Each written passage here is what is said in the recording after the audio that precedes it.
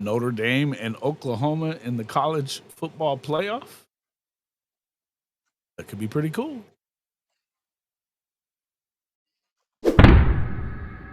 You know what, guys? In a nice way, y'all. We don't give a shit.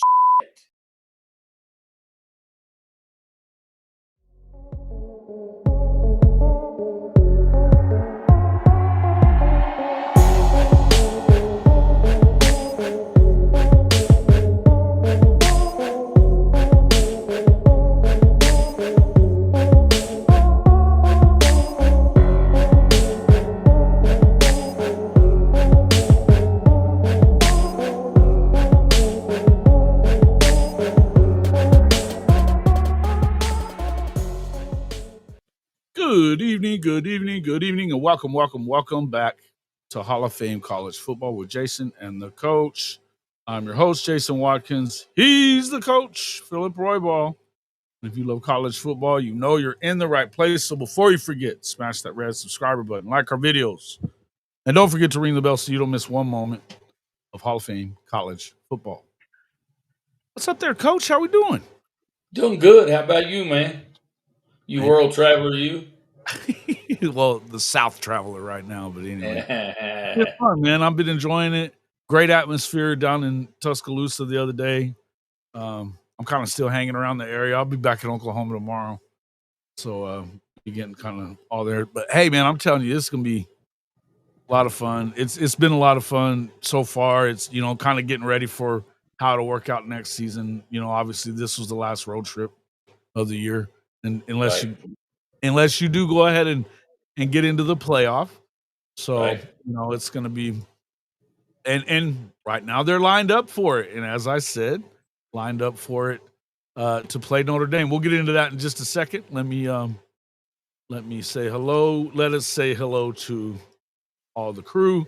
KJ Golded, Sooner Cherry Bear, Eho Simp, Bishop Frank, Brian Sandlin, Sooners for Life, Sooner Cherry Bear, Rod for Sooners. High Top Prof. What up there, Professor? What up? VA Sooner. Dino. And good to see everybody in the chat. Prof, you can come in and talk with us a little bit if you want to. Come on, brother. Stephen G. What up, my guy? I ain't busy. Eyes. All righty. I'll send it your way, man. Let me send it. I don't have Twitter right now, so I'm going to have to shoot it to your just text. I'll do that though right now. Let us see. Where is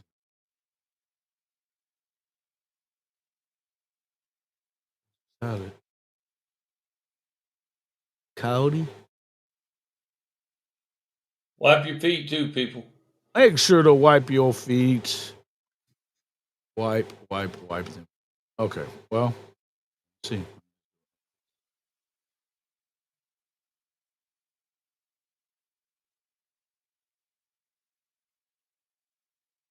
All right, Cody. You need to send it to your own Twitter. You can, but like I said, I'm kicked out of Twitter because I got hacked. So there you go.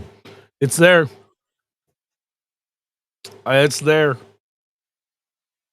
Mr. Sandlin, good to see you, sir. OU wins versus Notre Dame. Yeah, listen. Let's just go ahead and we'll go ahead and put this up there for a minute. But folks, this is not finalized. Obviously, there's a lot of football still to be played. I think it's cool that this is where we're at the moment. But I wouldn't put a whole lot of stock in this because, I mean, first off, Oklahoma's got to win out, and that didn't change. You won last week like you had to. Still got to win the next two. I wouldn't go just saying that that's a guarantee for anything. So anyway. And who do y'all have left, Jason? Mizzou this weekend, followed by, let's just do it, make it bigger. Mizzou this weekend, followed by LSU in the last week. Ooh, okay. Yeah, I mean, it's look, you can say what you want to say about LSU being shitty, and they have been, but they've got a lot of talent, and Oklahoma hasn't found a way to beat them yet. So I mean, it's I wouldn't go expecting. I'm not saying anything, especially the way that the offense is kind of not performing at the moment. You can't really expect anything. You know what I mean? You got to go out there and play your game and do what you're supposed to do. They're not playing very good offense either. But I tell you what, you just got to go win, go win, go win, go win. So Yeah. you know, but yeah, this is far from over as far as this goes. But right now, you've got it. Tulane scheduled to play against Texas Tech. That's what they're showing. And that's the 12-5. Obviously, the 1-4. I'll start there. Ohio State against and Georgia 1-4. 2 seed being Indiana. I think that's bullshit.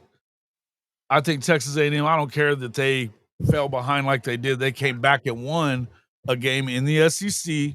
And there's talent on that South Carolina team, even if they hadn't put it together this year. So they found a way to come back and win. That's big. I would kind of preface some of that with, hold on, let me get the professor in here. Oh. Coach. Welcome into the show, the professor. What's up? What's up, buddy?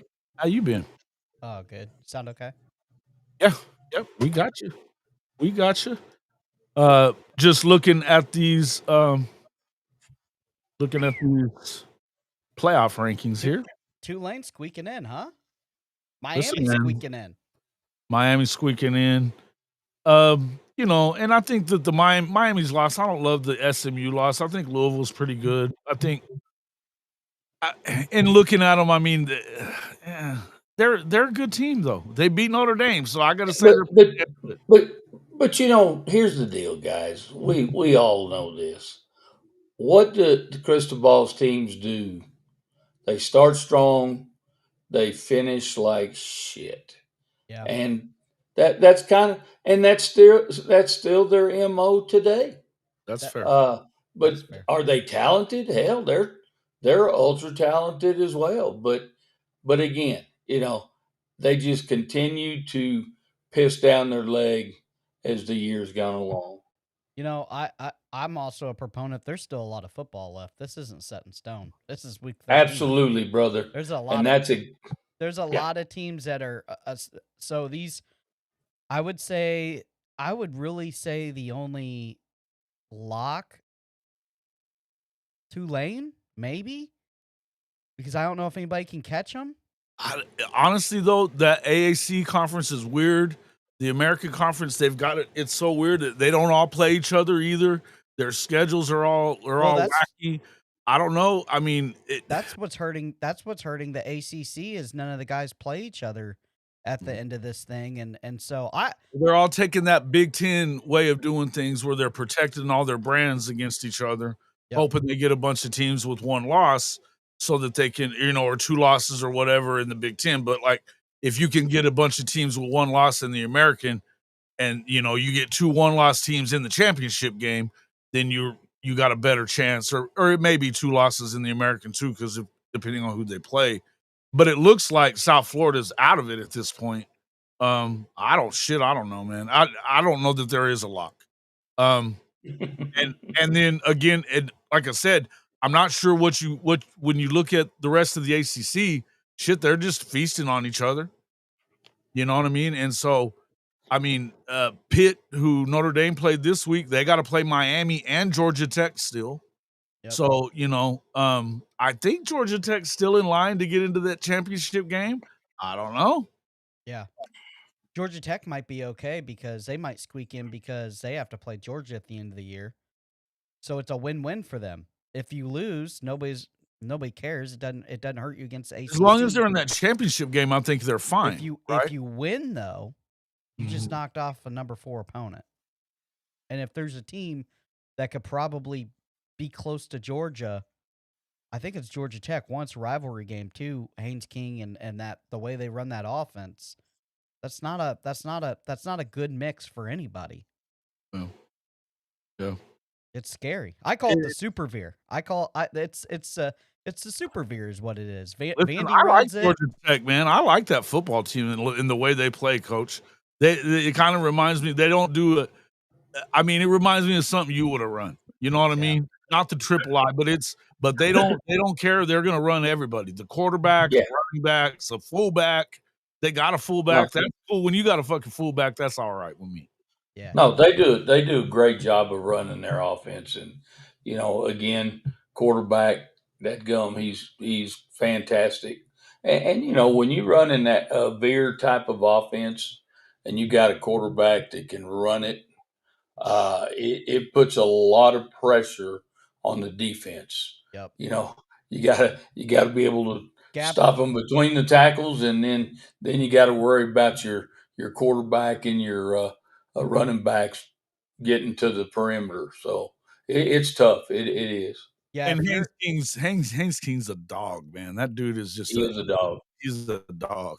The thing that's making the super veer so deadly too is, right now with as much transfer portal guys as we have in college football, gap integrity is not very good right now. Oh, it's not. Poor tackling and bad angles. And what does a veer built for? It's built for a smaller team with speed, quickness.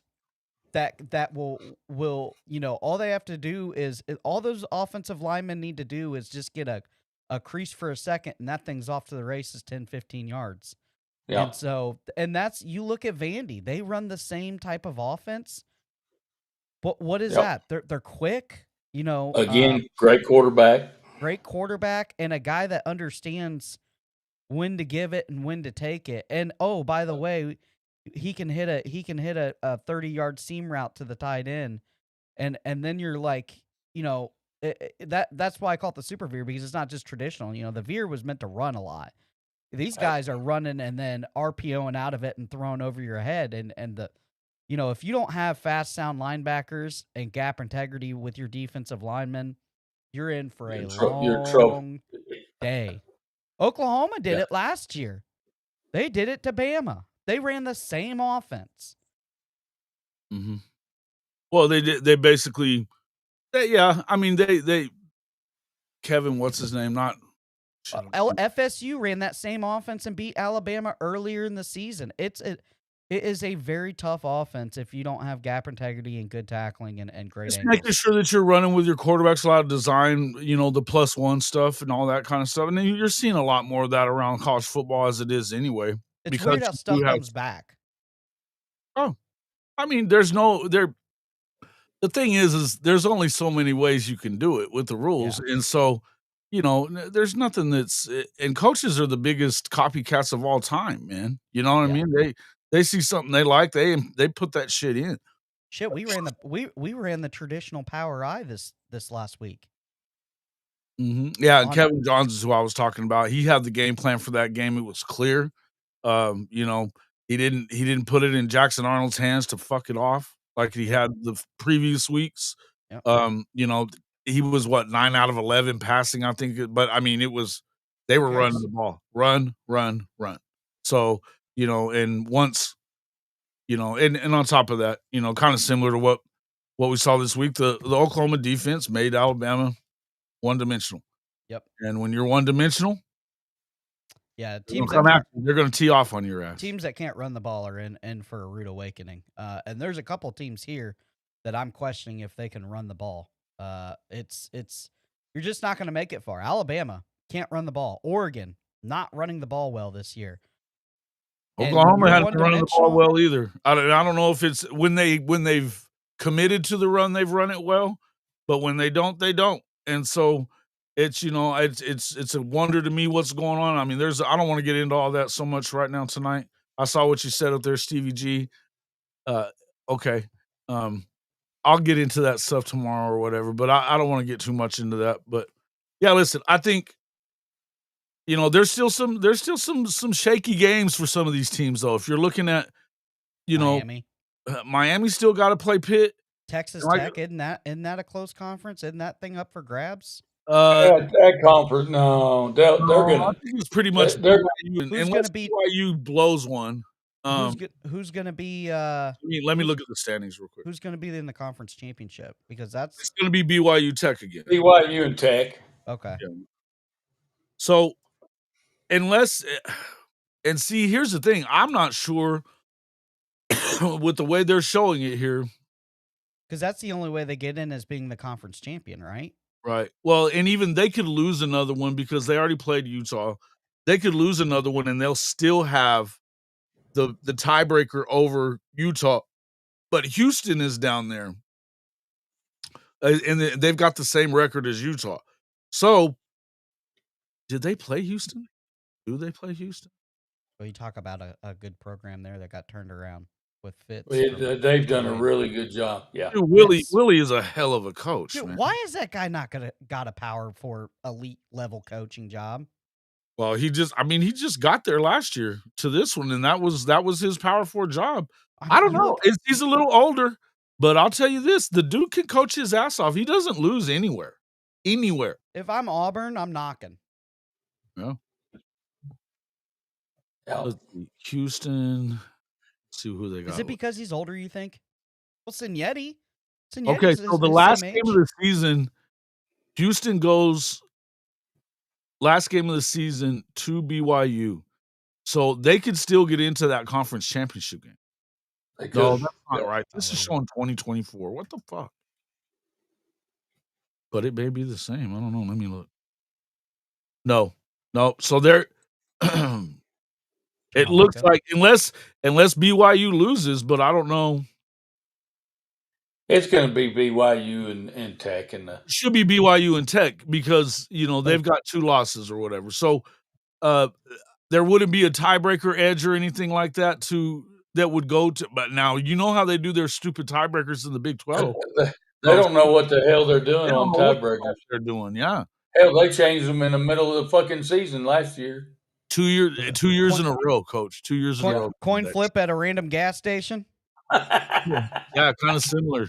Yeah, it's a fuck over there, but no, it's specified. It's got to be a Phillips 66. Well, if BYU was to win, then they'll just have 1 loss. So it would have to be they're getting in. BYU? Yeah, it would be BYU. Whoever wins is going to have 1 loss. The championship. Yeah, the championship game.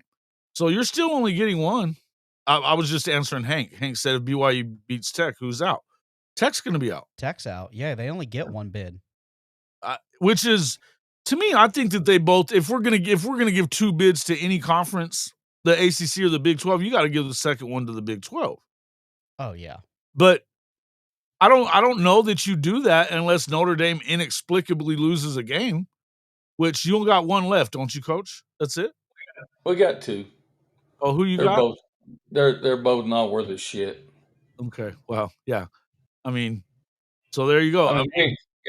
We're unless the fucking world comes to an end, we're not losing, guys. Who's on the bubble? BYU's first out. I think I saw that. Yeah, and it's because they're expecting that they're gonna lose that conference championship game because of the way they got beat in the regular season game. But it was in Lubbock, right? It was in Lubbock. So this is at a neutral site. You'll be playing at Jerry World. That's pretty much. I mean, I'm gonna tell you this: I've never seen Tech win shit. That's all I'm gonna say. I'm still not expecting it. Yeah, I'm still not expecting it. It's BYU Tech win. That's not necessarily true. Who are they gonna put them in over? If you didn't have a G5 team, who are they gonna put them in over? I said last week G5 team should have to play the bubble team to get in. They that first week they should have to be playing Army Navy week or the Army Navy Bowl that they do every year. There should be a second game and it should be G5 versus whoever. At the G5, I don't even care. At the G5 place at whatever, closest big stadium that they have to the G5. I think G5 should have to play in to win in to get in because it's, I'm not saying Tulane doesn't have a good football program, but they're. I mean, if you're in this first echelon of round, you want to be 5. 5 is where you're at because you're getting the G5 team. Yeah. That's the spot originally made for Notre Dame, I think. Yeah. But now, if Notre Dame was one of the top 4 teams, they'd get a top 4 seed. They changed all that because it's straight seating. But listen, Rhino, I'm just going to go ahead and say this for you, but before anybody else does, they're not leaving Notre Dame out at 10-2 for fucking Texas Tech. And they're not leaving out Bama for Texas Tech either. No. Get the fuck out of here. It's never going to happen. It's never going to happen. And look, I'm going to tell you this. I'm going to say this again too. I know that all the Big 12 fans are going to whine and bitch and complain and all that kind of, you know what? I don't care. At this point, play a fucking schedule. Play a fucking schedule. I'm tired of all these I am sick to death of all these other conferences whining and bitching and talking shit about the SEC when they play nobody. Hey, throw any Indiana in there. Fuck yes. And that's what I'm saying. Even within the conferences, they're trying to keep them from getting in. They're trying to keep them from having to play anybody good. Right. Yeah, they're stacking their schedules so their predominant teams get in every year. Yeah, well, and I got, and when this came out tonight, I was looking at the bracket, but from our perspective at Notre Dame, it's not because we don't want to play OU. Because I'm telling you, you talk about two very similar programs, offensively, defensively, all the way around.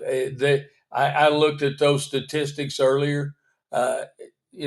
Defensively, obviously OU's better. Offensively, we're better. From statistics. But here's what I wanted to say with all that. Not that I don't want to play OU, because I think that'd be a great game for both of us. But to be honest with you guys, I hope Notre Dame ends up 10 or 11. Because to me, that's the best spot in the bracket is 10 or 11. To go up and play against, yeah. I don't mind. 11, you'd be up against Ole Miss in this scenario. But if you're at 10th, you're looking at number 3 out of the Big Ten.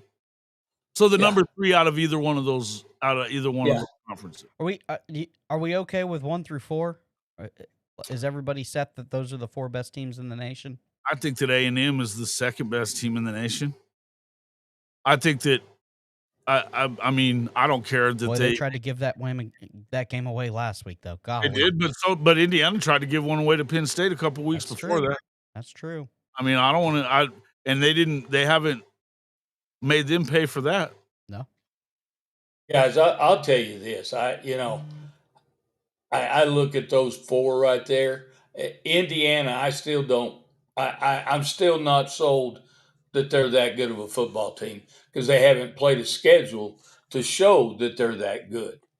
Yeah. Now, have they beat the hell out of everybody they played mostly? Yeah, but that's what you're supposed to do. So they've done that part of it. Big Ten is garbage. I mean, you've basically got the teams that are there right there, and USC, I guess. I mean, I don't know how good USC is. They've been playing. I mean, they lost to what? They lost to Illinois, which everybody thought they were going to be so great. They weren't. They weren't. I asked this. What it's easy. It's easy to ask the question because we have the proof of what teams are good. So like Florida had the number 1 schedule in the nation this year. If IU played that schedule, what's their record? Yeah, 7-5. That's what I'm saying. Yeah. Hey, listen, guys. Here's Indiana. And Oklahoma didn't get any favors either. No. But here's Indiana's schedule, guys. They started off with Old Dominion, then they played Kennesaw State, then they played Indiana State, they played Illinois, they played Iowa, they played an Oregon team. But again, I still don't believe Oregon's that good. That's just my opinion. I don't think they're that good either. They played Michigan State. They played Michigan State, UCLA. Maryland. Obviously they did play Penn State well, but where's Penn State in all this talk? Isn't that four teams without coaches right now? You just rattled off several. I believe so. Then you got Wisconsin. They beat Wisconsin, and they got Purdue coming up. Oh my Lord Jesus! Yeah. So even within your conference, it's not good though. That's what I'm saying. No. It's like, yeah, everybody and everybody's in here giving you a hard time about being a Notre Dame fan, talking about somebody's schedule. But the truth is, they've played better teams. Hey, I tell you what, I am busting their balls on the schedule, but them motherfuckers didn't play anybody close to Texas A&M that beat us by a fucking point. Mm-hmm. You played Miami. You played Miami early too. Played Miami, yeah.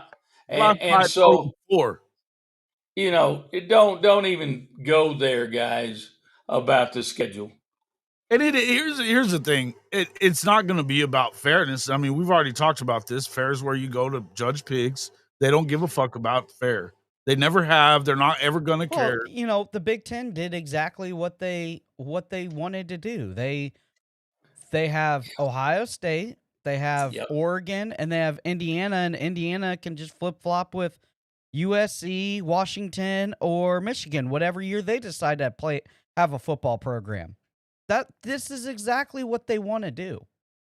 This is it. That's why none of these teams have played each other. And I think Oregon's the only one that's actually played half of the Big Ten that's been halfway decent this year. And I don't think they played Ohio State. So it's like, I think it's going to be tough for USC to beat Oregon, though. Even Trojan Fight was saying they're kind of banged up. Well, it's like, guys, they scripted it perfectly to get their teams into the playoff. And the SEC was a complete different. If there was only one team that I feel that had a give kind of a give me schedule. Well, two, I would say Texas and Mizzou, and Texas still played Alabama. No, they played Georgia. Oh, Georgia. They still played out on a non-con hard one against Ohio State early, and they're still begging for Texas to be in because they want their creme de la creme player of Arch Manning to be in the playoff as a fresh, as a sophomore starting his first year. They want that so bad. Put him in. They would put him in there if they didn't just get freaking rolled. Yeah. And I don't think 9-3 would keep them out if they didn't just get the shit kicked out of them, and especially if they ended up 9-3, because that would mean they'd have to beat Texas A&M, and they're undefeated. Yep, they're not out of it yet. They're not completely out of it yet, which is kind of wild. But so who's two ranked wins are we talking about for Indiana? Somebody posted that bullshit. Oregon, and I guess are they counting Illinois right now? Because Illinois is not ranked anymore. They're not. Well, and it was Penn State is who they were counting. Oh well, they fired their coach week 4. That doesn't count either. I don't trust that's what I'm fire saying. Their coaches, week 4. You're not ranked up. That's like everybody that beat 7. They're 3-7. What are we talking about? Yeah, that's like people that say, "Oh well, that Florida win's a good win now because they were ranked coming in." Well, they didn't have a coach since week 4. That makes the Texas loss look terrible. Terrible, yeah. Oh, Oregon and Iowa is what? They're still ranked? Okay. And here's another shocker, boys. With as much Lane Kiffin stuff as going around, the egg ball's coming. Oh. Yeah, if they lose it, though, that's second loss. So they're still getting in. You think? You don't think they'll bump another team? Okay, so here, let me throw a question to you guys. 11-2 or 10-2? Go ahead. So you kept the team out of the playoffs because their quarterback got hurt in Florida State. Mm-hmm. So what the fuck do you do if your coach is out of there? That great fucking matter. I'm really glad you brought that up. And the crazy part is Ole Miss would have to do that to themselves. and they're the ones that are pushing him to. They're ready to do it to themselves. We want you to give us a answer before the Egg Bowl, or we're going to suspend you. The fuck? Is it the wild? Have they lost their mind of what They've really lost their are? fucking mind. They're acting like they have any kind of leverage whatsoever, and they have none. Well, this is my thing. We're talking about LSU and Florida. You're not in the same league. You might be in the same league, but you're not in the same league. Come on. I believe they are. It's so silly. It's man. a slap in the face. He could announce he's going to one of those schools and still coach all the way through the playoffs. Heck, take him to a natty. They are so far removed, and I keep trying to, obviously we've been on this thing, being Florida guys, we've been on this thing hot and heavy, like a buck on a fresh dough. Listen, you guys are going to put yourself back in the cellar. Not that you don't belong there, but you're flirting with fire. And that guy, hey, you know what? You should be kissing his ass every day. Exactly. And just want to fire him. We'll wait it out. We'll wait it out and see. They're denying this, by the way. He denied it on McAfee this morning. Yeah. So, it is Michigan. If Michigan wins out, I don't know, man. I don't know. Is that the craziest thing that you've ever seen in college football? That you're going to fire the coach that took you to a playoff run? Pretty fucking stupid.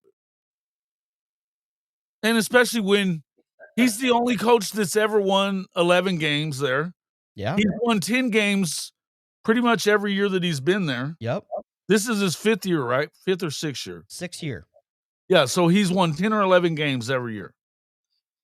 Yep. Ole Miss is and they're about to do it again. They're about to do it again. Yeah, listen, I would be upset too about losing him. But here's where it is. What the best thing you can do? Kiss his ass and pitch that, you know what? You can win here. We are giving you everything you want. Our expectations aren't high. Yeah, it's $13.5 million as compared to 15 if that's what Florida's offering. And you know what LSU? I got to tell you though, I don't believe that LSU's really in the running because they're trying to fuck BK. Yeah. You cannot do what LSU's doing and think you can get away with it. Still in the group chat. You think Lane Kiffin's going to take that job when BK's texting Lane every day about the circle jerk they're putting him through? Whether or not it was even in the group chat, he knows his fucking number. Yeah. Shit. And the bottom line is if they had some kind of scathing shit to put on BK where they didn't have to pay him for cause, you'd know about it already. It had already been done. So he's not good. And good for Brian Kelly to not let them get away with that shit. And I'm not a Brian Kelly fan. You know that. I can't stand the motherfucker. But nope. But I got to tell you, from my perspective, I love it. But if you're as a coach though, you would say why would you want to go there and if they're already not paying this coach, why the fuck am I going to go and have them fuck me over too if it doesn't work out? Yep. Well, and it speaks to the fact that you're not going to get that quality coach you're looking for. You're going to get, an upcoming coach. And hell, who knows? They might hit the jackpot. You don't know. But you're not going to get that big-time coach that can do it. But Coach, you go to 25 right now, and you've got Florida, which is going to give you the same amount of money, or LSU. It's a no-brainer because they'll fucking do it. Yeah, I'm going to Florida. Ain't no doubt about it. But hey, let's back up though. Neither one of you fully answered my question. Do they get penalized because if their coach is gone? Well, they only play one game left. They only have the Egg Bowl left because they got to bye this week. I don't know. No, but would they pull? But I don't think so. Now, let me ask you this: if they lose the Egg Bowl, could they really drop them and they put Lane Kiffin on suspension? That could really dice it up. Yeah. Because but I'm telling you, college football isn't going to want an interim coach coaching the playoffs. No. They don't want that. They'll put Texas in or somebody. Yeah. No, It's all viewership. You still have to have the viewership. They're already a small watch anyway. Ole Miss is not a giant logo brand. Nope. They'll float Texas in there or somebody else, probably Texas. And then, Texas has enough talent to probably beat Miami. Like, then it's Texas A&M. Then it's a rematch. It's like, they would love that. I think they're hoping for it. Yeah. Because Ole Miss isn't laying with... If Michigan wants to win out, yes, they'll be in the playoff, folks. Come on. They've only got 2 losses. And they will have beaten... That means that they will have beaten Ohio State. So who would they take then? Oregon? No. Probably. Unless... If Michigan wins out, they'll end up with 2 losses. Oregon will be in. No, that'll bump somebody else. Who? Oh, you can't bump anybody else. You can't bump. G5 will be a conference champion. Texas Tech or BYU will be a conference champion. Here's the one way. Hey, I'll tell you this much. That'd be the one way that the Big Ten would fuck over Michigan. Notre Dame would be if the Big Ten could get in instead. But I don't know that you can. But if you look at Oregon, they haven't played a good schedule either. I mean, it's not like you have we play a better schedule. You can say we play in a conference, but your conference doesn't play everybody. I don't know. That could get dicey. It could get dicey for sure. Here's the deal. They're not, I got to say this. Michigan's not beating Ohio State this year. That streak's over with. Yeah. It comes to an end. Who on this so if this is it, say we printed this thing off and everything works out the way it is supposed to be. Scariest team right now for you to win the Natty, who is it? Let's get to some of these. We'll get back to that. We'll come back to that. Let's see, because a lot of people are here. Texas Tech as a big logo. Shit, get out of here, bro. I think they're just recent logo because the NIL and the oil well that they put in their stadium. What's up, LaToya? Good to see you. Yeah, I don't know, man. Big Lubbock, bro. Big Lubbock. Old Texas Tech guy. You gotta win if you win the Big 12 championship, you're in. If you don't, you ain't. That's it. Michigan beats Ohio State. It's all bad for Oregon or USC. I would agree. Although head to head, you would think that USC would get in over them because they beat the shit out of Michigan. I mean, beat the brakes off their ass. But that's when you start. Coach asked the question. I mean, Coach, you're asking. I don't know what's going to happen. Would they leave them out? Cody, answer the question. Would they leave them out if Lane's not there? Yes. Yeah. Would they replace them with another SEC program? If Vandy ends up 10-2, yeah. Yes. But Vandy's got to win out. Yes. And I think they would. Vandy got left. Vandy has Kentucky and then Tennessee. I'm telling you, there's a like you said earlier, Professor. Vandy can beat both those programs. Sure. Yeah. Well, yeah. But Tennessee can beat them too. Tennessee can beat Vandy too. Yes. Yeah. But that's what, just like you were saying, Professor, when you first said this earlier today, there's a lot, and I said this last week. There's a lot of football to be played. Yeah. And there's not even look like it's supposed to. And there's still upsets to be had. And there will be upsets as well. There will be, whether we like it or not. There will be. I'm telling you, I guys, give Notre Dame number 11, and we're happy as we can be. Yeah, I mean, you can bump us all the way down to 11, and we're happy. As long as we're in.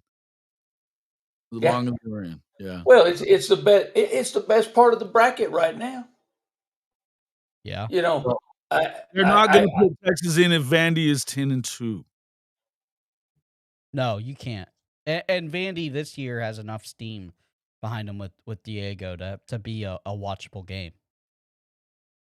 See, and it might sound crazy, but I think some of this comes to watchability and money. These brackets. Yeah.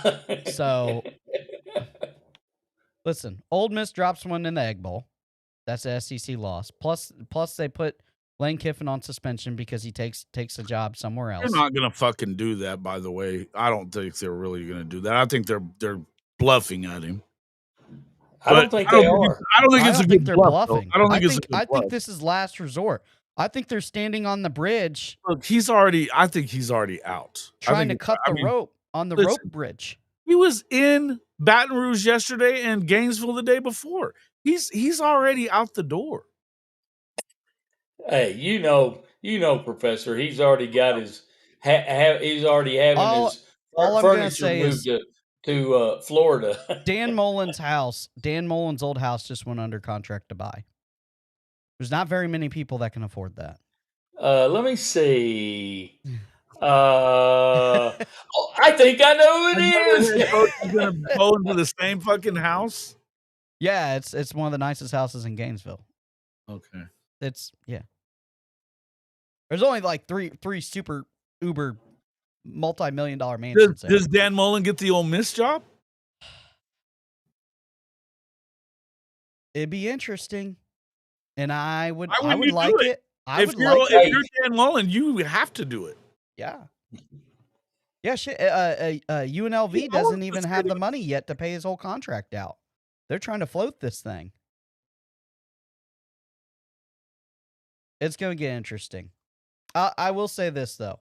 Like Coach said, there's still a lot of football, and somebody will get upset, and this thing is going to shake up, and it's not even going to look the same. The only thing that's probably going to look the same is the top four. Yep. And there's one in the top four that's starting to get very scary. And it's with a coach that has won a couple national championships. You see them guys play this last weekend? Yeah. They're humming on all cylinders at the right time of the year. Yep. And that's the magic. Ohio State, we saw it last year. Georgia's doing it this year. Ohio State's banged up. Both their big wide receivers are banged up. Georgia is healthy and ready to rock and roll and ready to steamroll. They can run the ball great. They play great defense, as always. They're the best second half adjustment teams in the nation when it comes to defense and offense. They got tight ends. They got Zachariah Branch to catch the outside passes. And they got a guy that is a mailman. And when they have a guy as a mailman as quarterback that just does enough to not mess everything up and throw a bunch of picks like Carson Beck, that is the template for Georgia to hoist the trophy at the end of the year. And they got it. And I know that they were clunky. I don't know what he is. The guy has led comebacks, man. I like him, man. Georgia's gotten it done. Yeah. But I'm going to say this too. I think there's more teams in the field this year that can win the Natty than in any previous years. I truly believe that. Oh, yeah. Last year, minus Jesus and the disciples coming down, we knew Ohio State at the end of the year was hoisting that trophy. I mean, they were just kicking the shit out of everybody. Sure. Hey, those last 3 weeks. Shit below you. Huh? Yeah, I'm seeing that shit. Big Lubbock. But I knew Big Lubbock would be full of Texas Tech. I mean, hell, this whole area is full of Texas Tech right now. And first of all, what the fuck makes you think there's going to be a Big 12 in 10 years? If you take your top lip and connect it to your bottom lip, you will shut the fuck up. Well,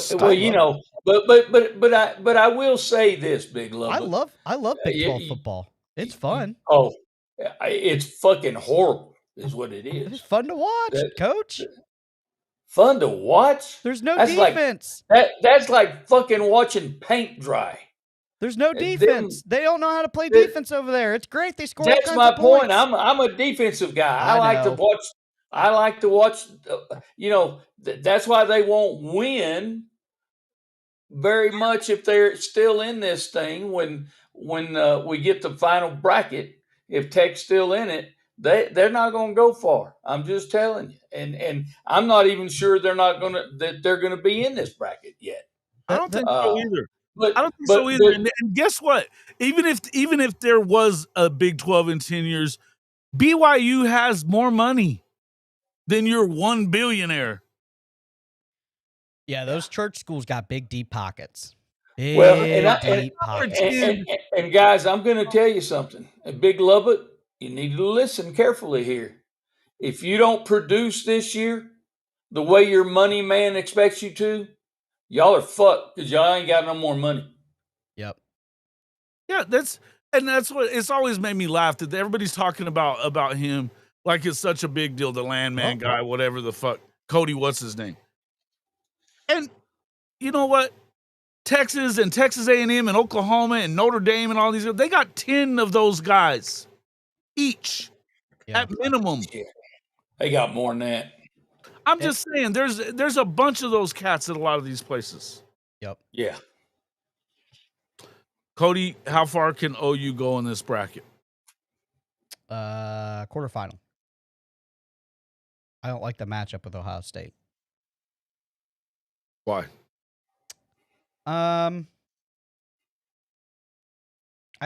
Well, here's the thing. If they're if Ohio State's wide receivers are healthy, they're dangerous. They have a great defense. I don't know. But that's a freshman ass quarterback still that hadn't played anybody like this all year. And I understand that. And you got a veteran in John Mateer, but it ain't about Mateer for me. He's got the bionic thumb, bud. He's back. It's fixed. He's healed. Bullshit. He didn't do anything this weekend. I'm worried that you guys are not going to have the horses on offense if this thing gets into a shootout. And they can score in a split if it turns second. into a shootout. And offensively speaking, I would agree with that. I think there's no way Oklahoma wins the Natty playing like they are on offense. No way. Exactly. That's no way they do. They're not playing. John Mateer's playing like dog shit, and they won't go to the other guy. Defense wins championships unless the defense that you're playing up against you is just as good or better. You have to rely. If you're relying on the defense scoring a touchdown every week, then you're fucked. Yep. So and you guys running the ball have been hit or miss. 1 week it's great, and then the next week it's MIA. In the best games you played, you've ran the ball well. I'm aware. So it's like, go ahead, Coach. What? So Jason, am I already hearing? Yeah, he's not good. Quarterback issues and he's not playing good. Offensive coordinator issues. They're not playing well on offense. What else would you hear? Coach, well, but we're back to. I think I've heard this before. You just said it yourself. We're back to square one though with OU and their quarterbacks. Hell, y'all don't like any fucking quarterback. The backup at OU is always better than the starter. Do you know what his stats have been since he got hurt? No, they are god awful. No, I agree with that. I agree. But again, I'm just saying it's back to the same thing. Offense coordinator sucks. Mateer sucks. For Hawkins last year, I'm calling for him still. It doesn't matter. I'm not. I'm not just talking about you. I'm just talking in general. No, I'm taking arrows over it. I'm taking arrows. OU fans. You are. Oh yeah. And listen, and I would tell you that I don't know that it's all Arbuckle's fault, but if you're not coaching it, you're letting it happen. And look, I'm watching this dude leave clean pockets. Completely clean pockets. And they had 5 punts. He had 1 touchdown on offense. They had the touchdown return on the interception. He almost threw an interception for a pick six himself. Any number of things could have happened. They lose that fucking game the other day because they couldn't punch the ball in. They get the strip sack on Ty Simpson. They're at the the 16-yard line. They don't even go for the end zone. It's not good. It's not. I mean, look, if you're not going to play better, why are we not taking him out? Because he's Arbuckle's guy. That's why, and that's not good. That's not good. And so, to me, am I happy that they beat Alabama? Absolutely. I think it's a signature win. I think it's an important win. And I got all the love in the world for what this defense is doing in that kicker. Fucking Tate Sandell is a bad dude. 21 in a row, 750-plus yard field goals are involved in that. Another one this past week on the road. He is the dude. But I'm saying this, the guy has got to get better, or you're not winning the Natty. And you know what? There's the biggest toss-up year that I can remember probably in the last 20 years. Of who knows who could win it? Is Ohio State could win it? Sure. Do you believe Indiana can win it? I don't. I mean, I don't. But I mean, their record says they can. Texas A&M has everything they need to win a Natty. Notre Dame has everything they need to win a Natty. Georgia has everything they need to win a Natty. Alabama has everything they need to win a Natty. We don't have a kicker. Whatever. Alabama. My only suspect with Alabama's fucking running back that goes for 200 a pop. Yeah. Ole Miss got a running back too, if they have a coach at this current status and the whole transfer. This is the greatest thing about Ole Miss is what happens if half the team sits out, because they're all transfer portal guys. None of them are homebrewed. They're all mercenaries. Mm-hmm. You go and put your coach on suspension because he decides to take another job, and half the team sits out. Watch out. This is the crazy thing is most people are against me on Mateer stuff. On the Mateer stuff, most people are way against me on. I was extremely high on Mateer. I think that the injury. I think number one, they should have sat him. They rushed him back. We had that conversation. Number two, the offensive line has been less than stellar this year. I think everybody can agree. And number three, they don't have that guy, a Jaden Ball. They don't have a guy where they just turn, hand off, and he goes for 200 yards a tote. That's true too, Monty. But when are you going to expect Arbuckle to actually fucking do that? Because he won't. His quarterback's playing like hammered hell, and he's still not running the fucking football like that. And I don't care who agrees with me and who doesn't agree with me. I'm not wrong. Is it because they can't run the football like that? I'm just gonna let y'all know I'm not fucking wrong.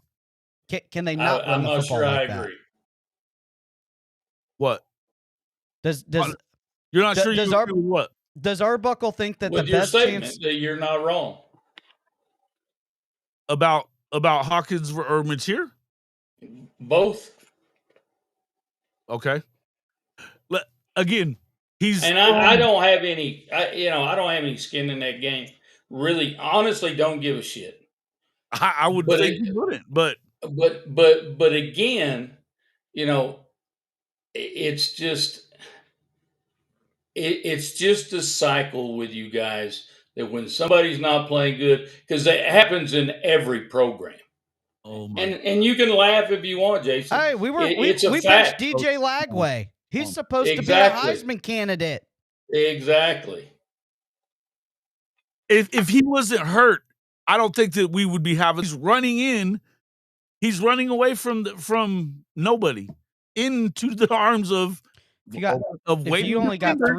you got three down, ridiculous. If you got 3 down linemen, why aren't you turning it around and handing it to a 220-pound back? He's in a loop. What's going on? Uh-oh. Something's wrong. That's my question. You got 3 down linemen. Look, why aren't you turning around and just hand it to your 220-pound back? Whatever one you got a bunch of. Want to. I think that the RPO has his philosophy. It's his philosophy, is what it is. Well, You got to be able to run. If you want to win championships, you got to be able to run the ball and play good defense. They got one of those. And at times, they got the other part. They can run the ball. I saw it. I've seen it this year. Yeah. And not just one guy. That's the most irritating thing. It's not just one guy. I've seen multiple guys break them for 15, 20, 25, 30 yards a clip. And then they magically just go away from it. Like, what is that? Big Lubbock. Hold on. Are you guys getting this back? Or is it still buffering? I'm throwing over 100 megabits. It's on Starlink. I don't know what's going on. No, you're good. It seems good. I don't. It was definitely not working. It's even saying on my YouTube that it's experiencing buffering. So Okay, they're saying I'm back. Okay. I'm running the internet's been wild today, by the way. We tried to shoot a morning show this morning. It was a cluster. Yeah, I was watching that. That was great.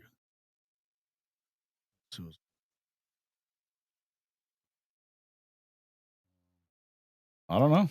It should be good, but I can't tell you what's going on. Clear. Yeah, it's clear. It's clear now. I'm watching on my phone. Okay.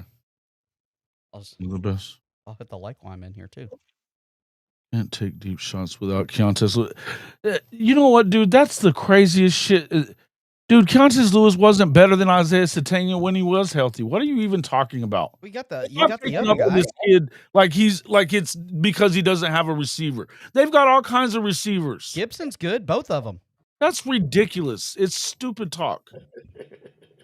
Fuck. And you know what? I'm not even saying. I'm not just saying to go jerk the kid out. I'm saying fucking play better football. And it's not hard to run the damn ball. Run the football. They've done it. We've seen them do it, just like Cody said. We've seen them do it. Run the ball. Yeah. You've got a defense that can win football games if you are committed to the run. They're not committed to the run. You don't have to score 40 points a game. And then the SEC, you're probably not going to. But you gotta dominate time of possession, turnover. Listen, guys, it's football. We've been playing this sport for how many years, Coach? It hasn't changed that much. Has it changed? I don't think that they are afraid. You know what? And that's the funny part is y'all act like I'm the only person saying this shit. I'm not. The actual media is saying it. The people that work in Oklahoma media, they're kind of pussyfooting around about it, but they're talking about it. Wisdom wins. Yeah, you don't have enough wisdom, bro. You don't have enough wisdom because you're wrong. That's silly shit. Keontae Lewis, get the fuck out of here, man. He wasn't the number one guy. You got a speedster. Sategna's good. You got the Gibson kid. There are 2 Gibson kids. Yeah, but no. We've got neither of the Gibsons. Neither are there anymore. They're hurt. Well, one of them's no longer with the program. The other is he's back, but he's not. He had broke his leg, man. He's not all the way back. He hasn't really turned into that guy yet. Is that the kid from the JUCO? Isaiah Sategna is unreal. He played at Arkansas last year. He's unbelievably good. They don't give him the ball enough. Dude, he reminds me of what Dallas Wilson was his freshman year. Learn football, bro. You're full of shit. Zachariah Branch, he looks like one of those cats. Run the ball and feed that cat. Give him and the other dude, they got another speed guy. They've got freaking Deion Burks. They've got. Why are we not playing guys like? It's all you got to do. Hell, I'd be playing some of these freshman badasses that we're talking about, or put in the 6'7" freaking receiver that hasn't gotten any time. If we're really worried about receivers, Ivan. It's not even that. Dudes are running open and he doesn't even see them. Yeah. He doesn't see him. They haven't thrown the ball to the tight end in forever. They're wide open all the fucking time.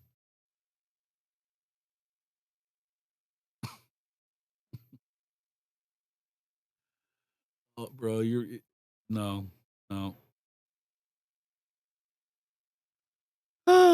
yes, Elijah Thomas. I'd be playing the shit out of that kid. He's a freaking stud.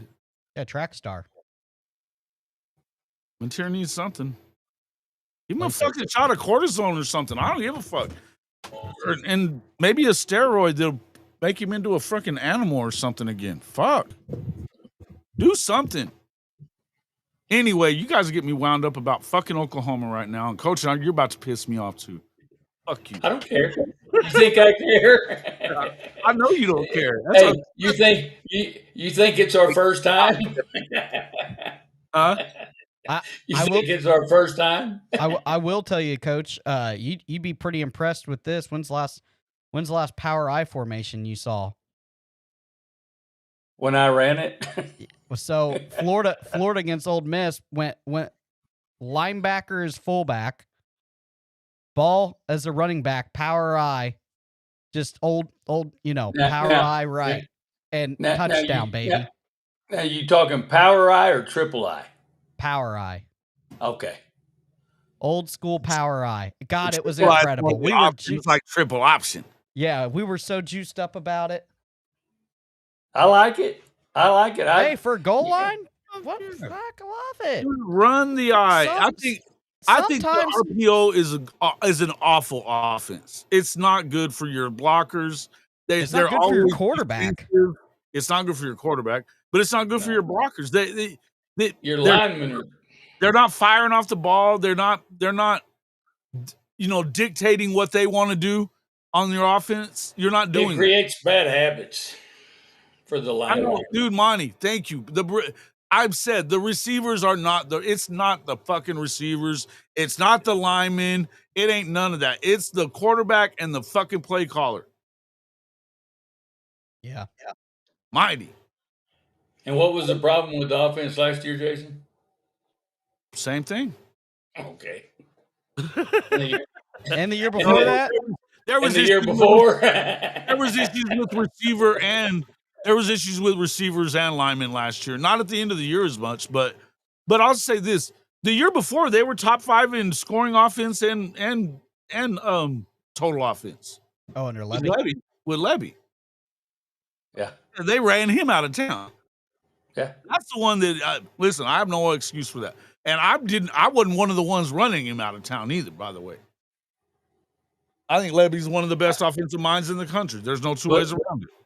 But and that's what I'm saying, Jason. I'm not saying it's Jason.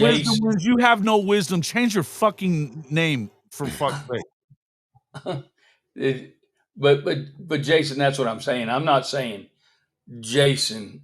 I'm saying overall as a program and fans. That's where it always comes back to that same cycle is all I'm saying. Well, it's a tougher league. You're in if the you SEC. look at where they are offensively, they're right about the same as what they were last year. It's very little different. Very close. Yeah, I know. And it's not good. You have to put offense. You said it. Look, why weren't you guys better the first 2 years with Marcus? Because they didn't have an offense. No offense. You don't have a fucking offense. I agree with you.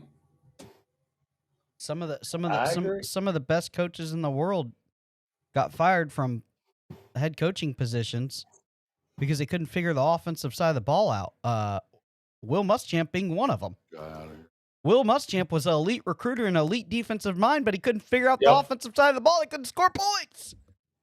Well, and that's where to me, look, as much as I love BV and what he's doing on the defensive side of the ball, man, you have to. If it's Kevin Wilson or whatever the fuck it is, you need to make sure that they're doing the things that need to be done. And it's your football team. You can say, run the goddamn football. You can say it. It's your football team. It doesn't matter that you're a defensive guy. I don't want to hear that shit.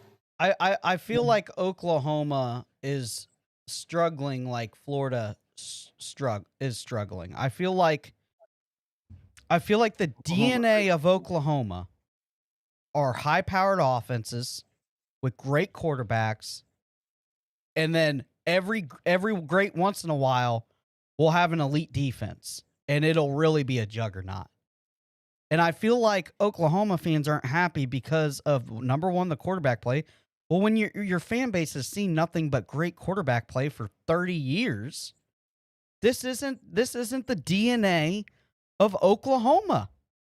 When you're not scoring 40, 50 points, it's not the DNA of Oklahoma. And I feel like Oklahoma fans are struggling with that right now. And as a Florida fan, I'm struggling with it. Why do you think we're going after Lane Kiffin? We want to score the goddamn points, and we want our guy wearing a freaking visor.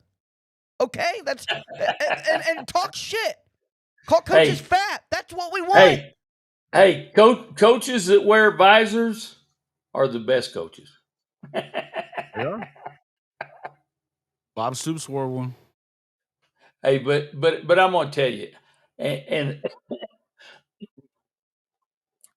I know I've been kind of throwing shit out there, but I'm gonna tell you this: I already know. If we back up a little bit, if John Mateer is not injured, we're not even having this conversation. No, I agree. I agree with you. But here's where it is. It's more of a coaching problem than it is a Mateer problem. But here's the thing: we were screaming about this before the Texas game, Coach. Yeah, I know. Don't play him in Texas. That you could have won with Hawkins, and if you don't, you have an excuse for not winning because you don't have a starter. And so then you let him get healthy before you rush him back in there.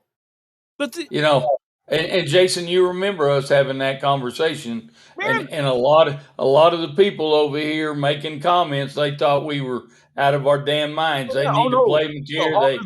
Hawkins sucks. Yeah, and they just needed to let him get healthy, and they didn't do that. And I'm going to tell you, all this Hawkins sucks conversation, he hasn't had near the amount of opportunity that your boy Mateer has wisdom wins, and we just keep on giving him all these opportunities to continue not playing well.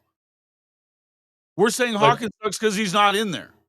Had they let him get healthy, then and like you said, Jason, well, it's more of a coaching issue. And I'll tell you, once he got hurt, the coaching issue, I don't think is the offense coordinator. It's the head coach. And I love BV, but you know what? You tell your offense coordinator, listen, motherfucker, I said he's not playing until he's healthy. Yeah. And when he's healthy, he can play. But until I make that decision, he's not playing. Well, that would have solved the whole thing. The medical staff needs to protect him. The medical staff is there to protect the players because the players aren't going to protect themselves. We all know this. Oh, no doubt. That's your only job as a medical staff. Keep guys healthy and make sure they don't go out and hurt themselves even more. But here's the thing. Here's the thing, Professor. He was healthy enough to get in the game and play. And his so hand was bleeding.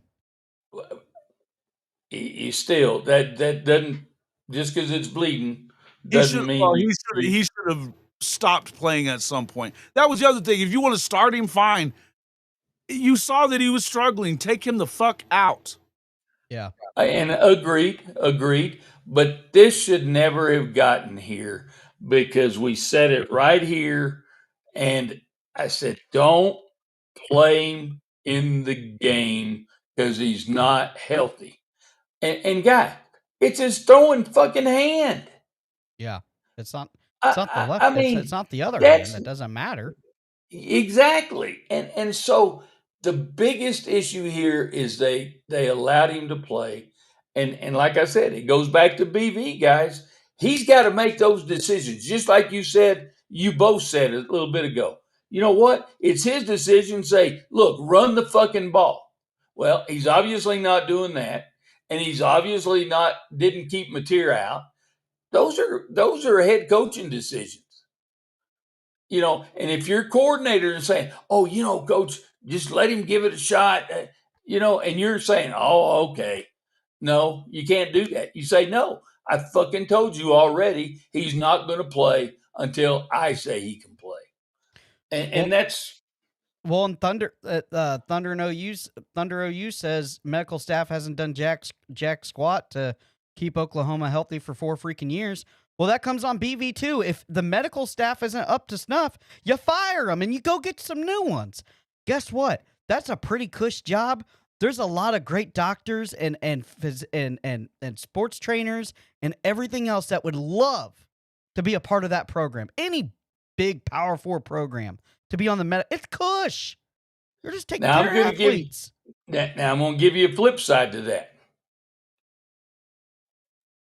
Sometimes the head coach wants those guys out on the field, and medical staff scared of them. Absolutely. There's that side. There's a flip side to what you're saying, and I don't know which one it is, but there are some issues there. I agree.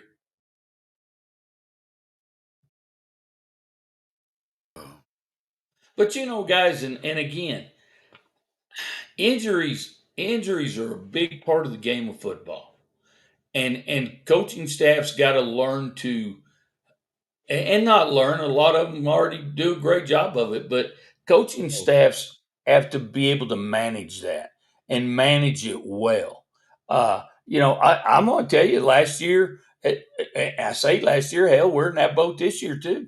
But last year, in our attempt to win a national title, guys, we had like 8 starters out between offense and defense. 8. And you got to go with the next man up, which I know is what Jason has been trying to say about Mateer. He's hurt. Next man up. And if you can't go with that next man up mentality, it's going to be very difficult for you. You know what? That's the problem with that's the entire gist of Brent Venables' culture for his program is the best guy, the healthy guy plays. Next man up, we're going to load it up. And except for this particular quarterback, he didn't mind pulling Jackson Arnold last year. What are we talking about? Why is it that this one, because of the money? If that's where we're headed with this, okay, fine. Then that's not going to work. And you're losing the culture that you have in the locker room. You're going to lose a quarterback that is good enough. And I can tell you, Jason, you talk about a team with struggling quarterbacks. Boy, I've watched it. I watched my quarterback throw 5 INTs against LSU, and then the coach come out and say, I don't prescribe to that. Well, somewhere you're hurting them. You ain't helping them. Somewhere. Well, they never let him get healthy from last year. I mean, he wasn't healthy. They never let him get healthy. Nope. And you had a willing starter in Tramel Jones, true freshman that went out there and looked good. And he looked good again. But it's like, I don't know why and some coaches are like this, some are not. But I just don't understand. Like, once he's thrown 3 or 4 picks, like you got to move on for at least the game. Like, you ain't there, bud. Like, I don't know what happened. Your dog died, whatever. Your girlfriend said something messed up to you before the game. You ain't in it to win it. That's after 3 picks, not 5. I saw my quarterback throw 5 of them puppies. One of them a pick 6. And we were still in it to win it at the end. Oh. But you at some point you gotta at least look. If he's having he should have been bitched during the Texas game. I watched the entire Texas game. He should have been bitched. Even if you couldn't throw it down the field, you could run with Hawkins' legs. Hawkins is an elite athlete. Has 4.5 40 speed. One start this year. He led 5 straight scoring drives in his one start this year, and he had 1 bad series where he missed a couple of throws. No turnovers, mind you. He missed a couple of throws. And Bill Bedenbaugh talked about that. Well, the Cat didn't have a quarterback coach for his entire time in college football. Bill Bedenbaugh said after that game against Kent State, is who you're talking about. Their defensive end guy, who is an NFL type guy, was beating the shit out of their left tackle or out of their right tackle, and he said we did not do a good job from Michael Hawkins. That's stupid shit. People keep saying, well, like Sooner Ray says, why wasn't he benched? Again, that's an indictment on Hawkins. He ain't losing the locker room. Let me ask you this. I don't get it. So you don't have a second guy? That's an indoctrination on your whole program. You don't have a QB2 at the University of Oklahoma? Apparently not. Apparently that's what they're wanting to make you say, that it's just about if he was good enough, he'd be in the game. What happens if Cat blew his Achilles out week 1? You just toss in the season? Yeah. You got to have some competition. I get having a young guy, but and here's the deal. I mean, if you don't believe in Michael Hawkins, put in Neubauer. Who gives a shit? At least he might go down the field. If you didn't believe in Michael Hawkins, you could have got another transfer portal quarterback and made it a competition. A sophomore, young sophomore, junior. He could have got the cat from Charlotte, Purdy. You could have got that cat. All I'm saying is they're going to have to do something. If you want to win a national championship, you're going to have some offense. You can have the best defense. You're going to have depth, and they do. They have the best defense. But you got to do both.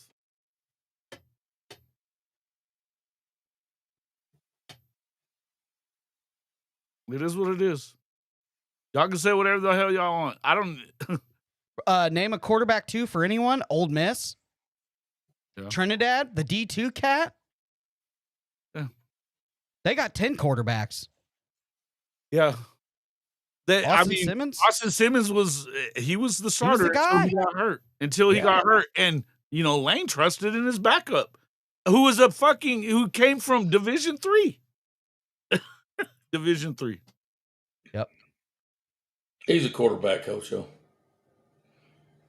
That's the key. In this game and age, we see it in the NFL too. I got to develop them. I was told yesterday that we got to give this coordinator time to work his way. And when you get to Oklahoma, you're supposed to already be pretty good.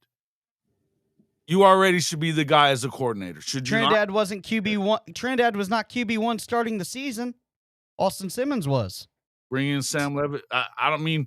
Does it really matter, though? Here's the thing. Does it really matter, Monty, who they bring in? You got to have a guy behind him, too. You can't just bring one cat in. You got to have a guy behind him because things happen. These guys, the Achilles thing is wild. These guys just stepping on the field tear Achilles these days. You got a big-ass mouth for not really even yet to say anything that matters, though, Mr. Wisdom Wins. Lack of wisdom.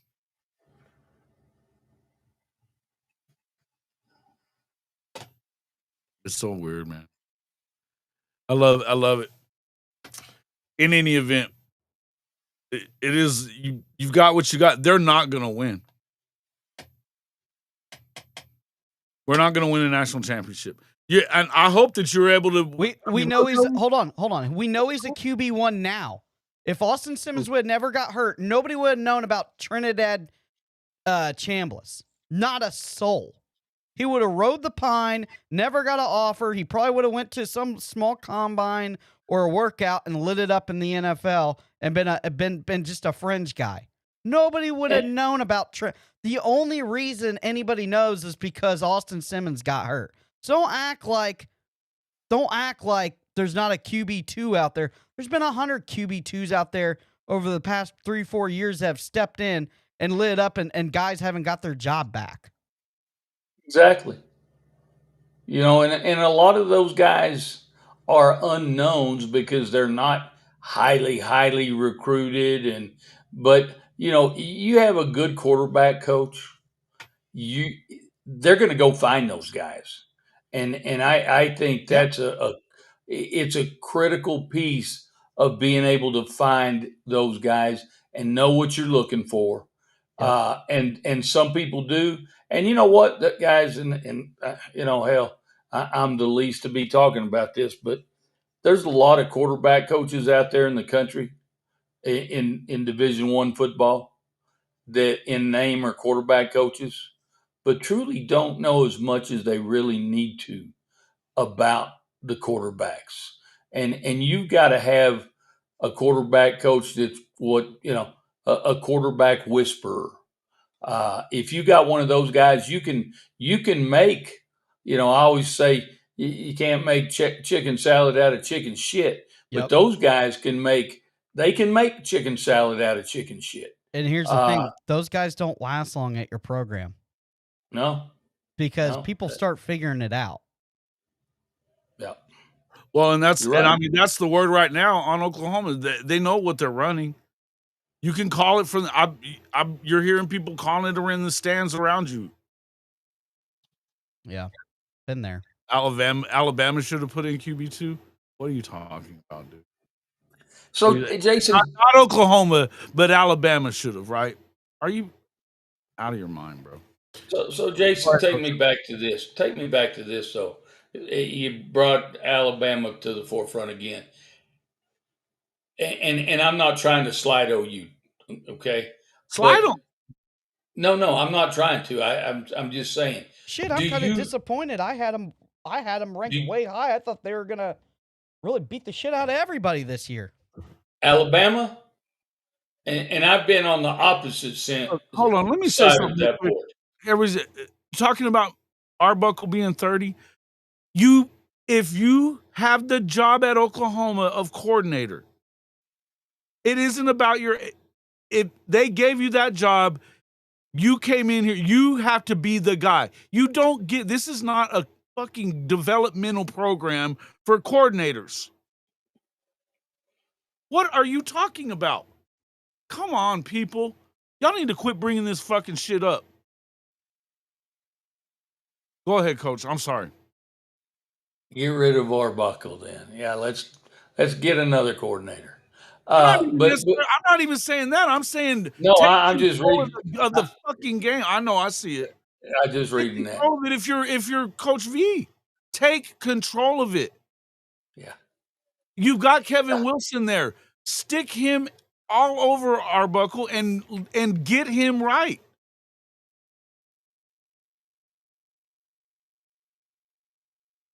Yeah, no, I agree.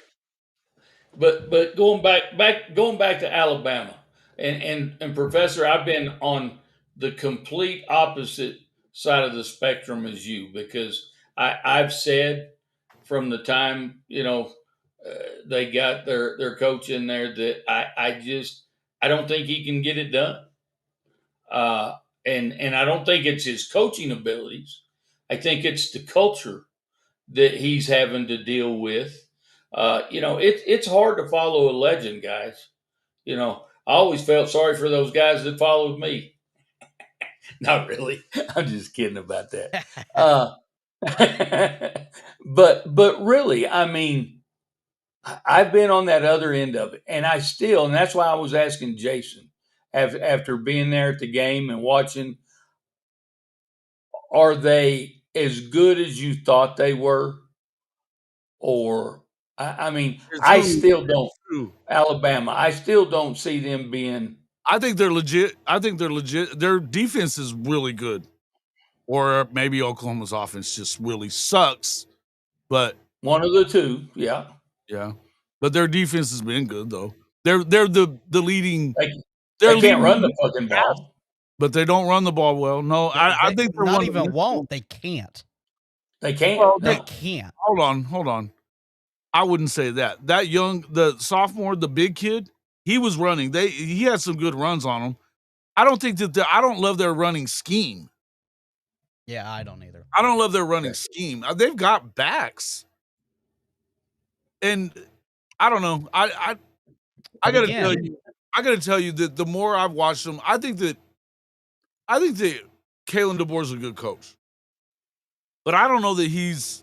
Does he fit the Alabama DNA, though? I don't know that he does at this point. That's what I've been saying from day one, man. Defensively, I think Kane Womack's doing a good job defensively. I think they're doing a good job there. But I think that if you're Kalen, you have to find a way to run the ball more. Because I think that in the SEC, you have to run the football. Absolutely. Oh, I don't there's no think that doubt. pass happy leagues just don't work. Yeah. You know, I don't know. All it is an extra option to win. Like when your quarterback's having a shitty game, your quarterback is not going to go out there and have a perfect game every game. I mean, sometimes you just need to, like in Friday Night Lights, just turn around and hand Booby the ball. God dang it! And they got plenty of boobies. They just don't do it, and it's just like they're not even schemed for it. They're running a lot out of the shotgun. Like can we just? And again, when I talk about the DNA of some of these teams and fan bases not being happy, this is not what Alabama fans are used to. This is not what Oklahoma fans are used to. Are they used to the defense? Yes. Are they used to not being able to run the ball and shitty quarterbacks? No. They're not. And I mean, like I said, I think that he's got a confidence problem, and I think he's still hurt. I think he's got a lower body injury to his knee or something. He's not even running it well. It's like that'd be like Notre Dame saying, "Oh, like we're gonna change coaches and we're not gonna have good safeties anymore ever again." Like, God dang, like they put a great safety in the league every other year. It just like and here's the thing is the wildest thing is there are some extremely bright spots that get you so amped up about Oklahoma. The problem is it's on the other side of the ball. Like that defensive line, linebacker, they're incredible. The linebackers, your nickel guys, your DBs are good. Like the Boganowski kid, that kid hits. That kid takes your soul when he hits you. The linebackers, he's not by far the only one either. The linebackers are great. The defensive line, I've been on the Jaden Jackson pipeline since he was at IMG. And Stoney's been he's been the guy this year. What'd I tell you? Didn't I tell you? Year 2, it's gonna take Stoney a year, but he's gonna be electric year 2. Jaden Jackson's your guy year 1. But guys, you everything is right on the defensive side of the ball. It's just not the offensive side of the ball. The Powers, yeah, he's great. Great. Powers is unbelievable. But going and getting a guy like Daniels, Kendall Daniels in the portal was unbelievable. He's an animal. Do you think that they may have botched this offensive coordinator hire? Should they have got a guy that is more run heavy? Run heavy, soak up the clock. We got a great defense. Yeah, we're not going to score a bunch of points, but we're going to run the dang ball down your throat. I don't give a shit about them scoring. All this team has to score is like 28 because they're going to keep you below that. That's the thing. And the average SEC score, average SEC win is less than 7 points right now. So do you feel that Oklahoma, is points allowed, they're 8th in the country at 14.8. But do you feel that you might have whiffed on the OC? You tried to get too cute. Yeah. But here's the thing, guys. And again, it's that, and I know we use the term loosely. It's that culture, but what has been the culture when OU has been successful in football? And that is, I just remember growing up and watching their running backs, one after another, and just powering over your ass and running by your ass. I mean, Adrian Peterson. They're exactly. I mean, they're y'all's running backs have been incredible, and it's almost like y'all have gotten away from that, and it seems like y'all want to throw the shit out of the ball, and I think it's maybe even hurt them a little bit. To be able to throw the ball, but I think you better be able to. Right, but you got to be able to run the football. If you can't run the football, it's not about. It's not a can't thing here though. With Oklahoma, they can run. We've seen Xavier Robinson. We had 3 weeks in a row where they were getting over 100 yards, Coach. They were getting a running back was getting 100 yards. They How won many 2 of those touches? games. How many touches, though? Not nearly enough. Not nearly enough. My guy Bonnie Cisco said it in there earlier. The magic number for Oklahoma is 40. And it would have been the magic number against Alabama too. Our guy from No Faking Sports was talking about this the other day.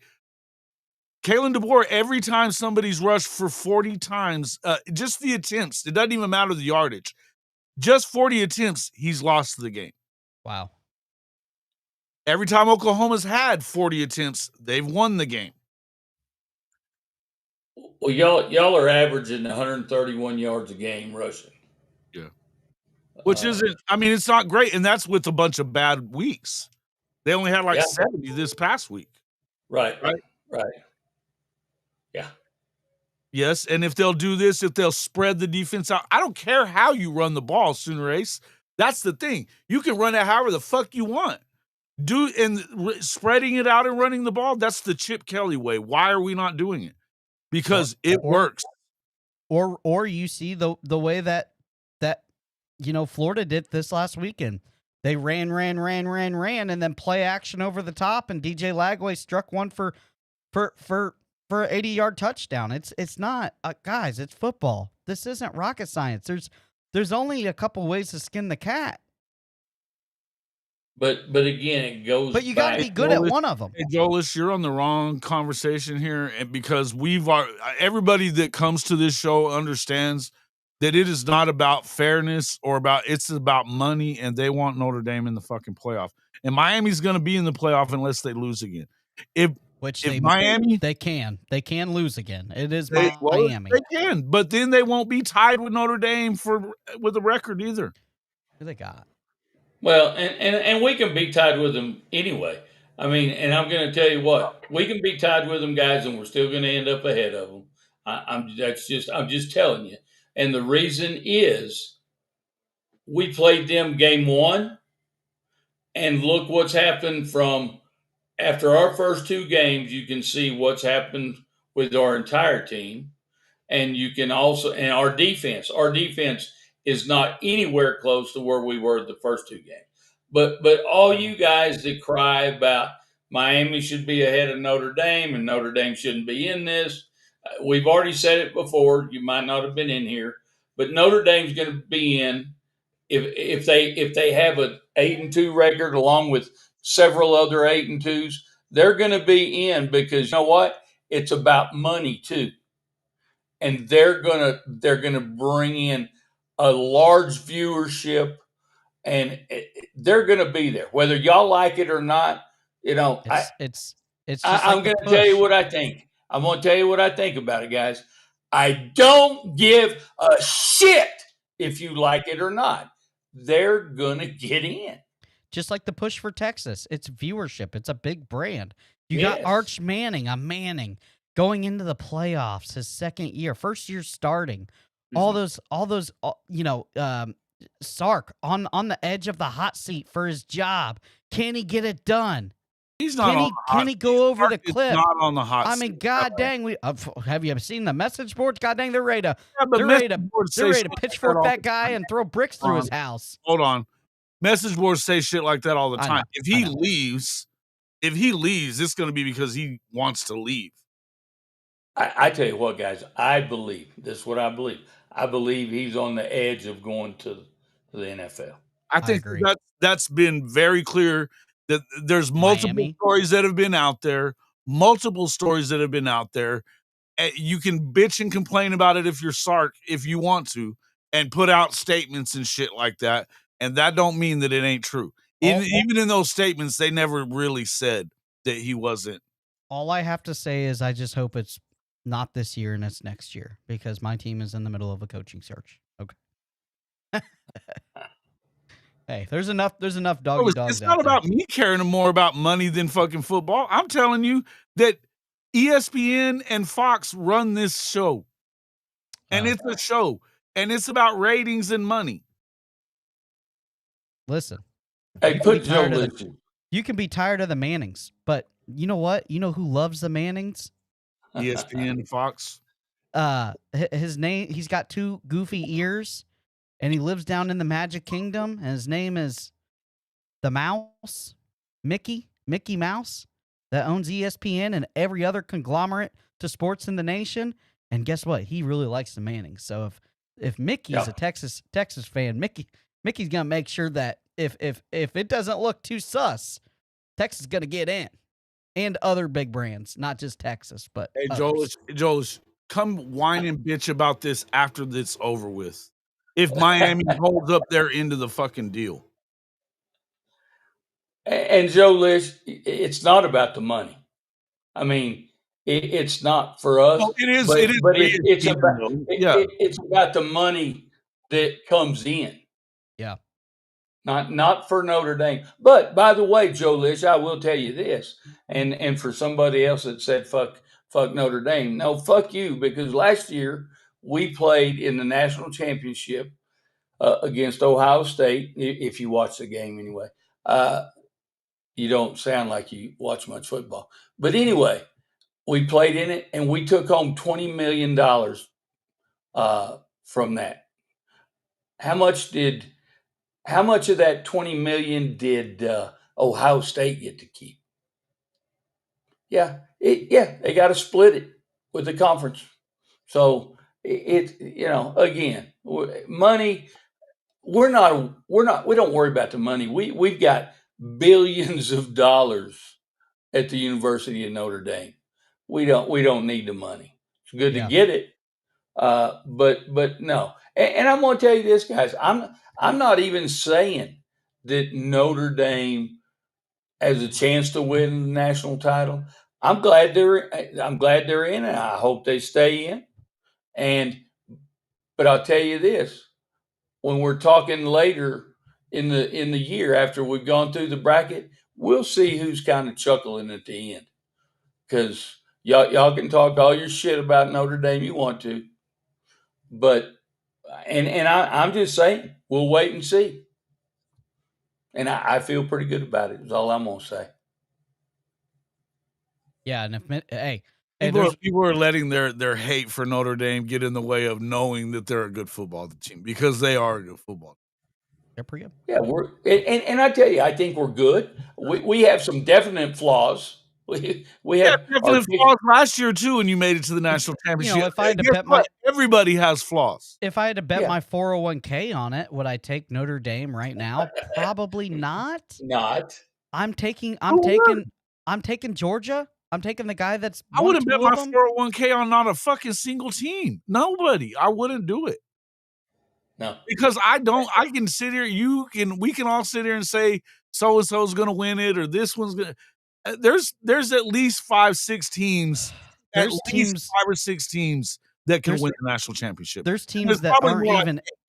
There might be a team not even in this thing right now that could get a couple bounces their way. They win a game, you get a couple upsets, and they get hot at the right time. Watch out. This is the thing about parity. This is the thing about especially if you do have something that you're dominant at. Like with Oklahoma, if you could get the reason that I'm talking about this stuff with OU's offense is because that's what's keeping them from being a real contender for this thing. You put any kind of offense in there, they could win it all. Yep. Mm-hmm. But you look at Ole Miss. If they could get a shed of a defensive back room, they're winning the national championship. But they don't have a defensive back room. No team is perfect. It's just you try to pick the most team with less scratches on the car, as less bellishes in the paint. You know what I mean? It's one of those things where it's like, hey, listen, all the cars look good. But if I'm buying it, I want one with a perfect service record. I want one with no scratches. I want one that preferably driven by an old man with no kids in the back, putting suckers in the seats. But you know what? That's what makes the game of football so great. Any given Saturday, any given Friday, any given Sunday, somebody can beat you. Absolutely. And it's just the game of football. And and you're going to have games. I mean, everybody on in that bracket right now has had a shitty game. Yep. Everybody in there has had a shitty game that, oh God, I hope we can pull this one out. Ohio State, the first game against Texas, that thing was a shit show. We thought that thing was going to be a high-flying offense. That thing was terrible. It was unwatchable. And the other thing, people, that we've got to know is matchups.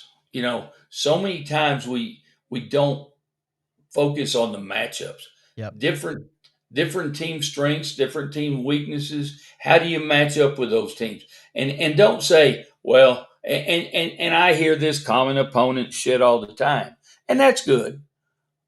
But you know what? Just because you played them and then somebody else played them doesn't make them be the same.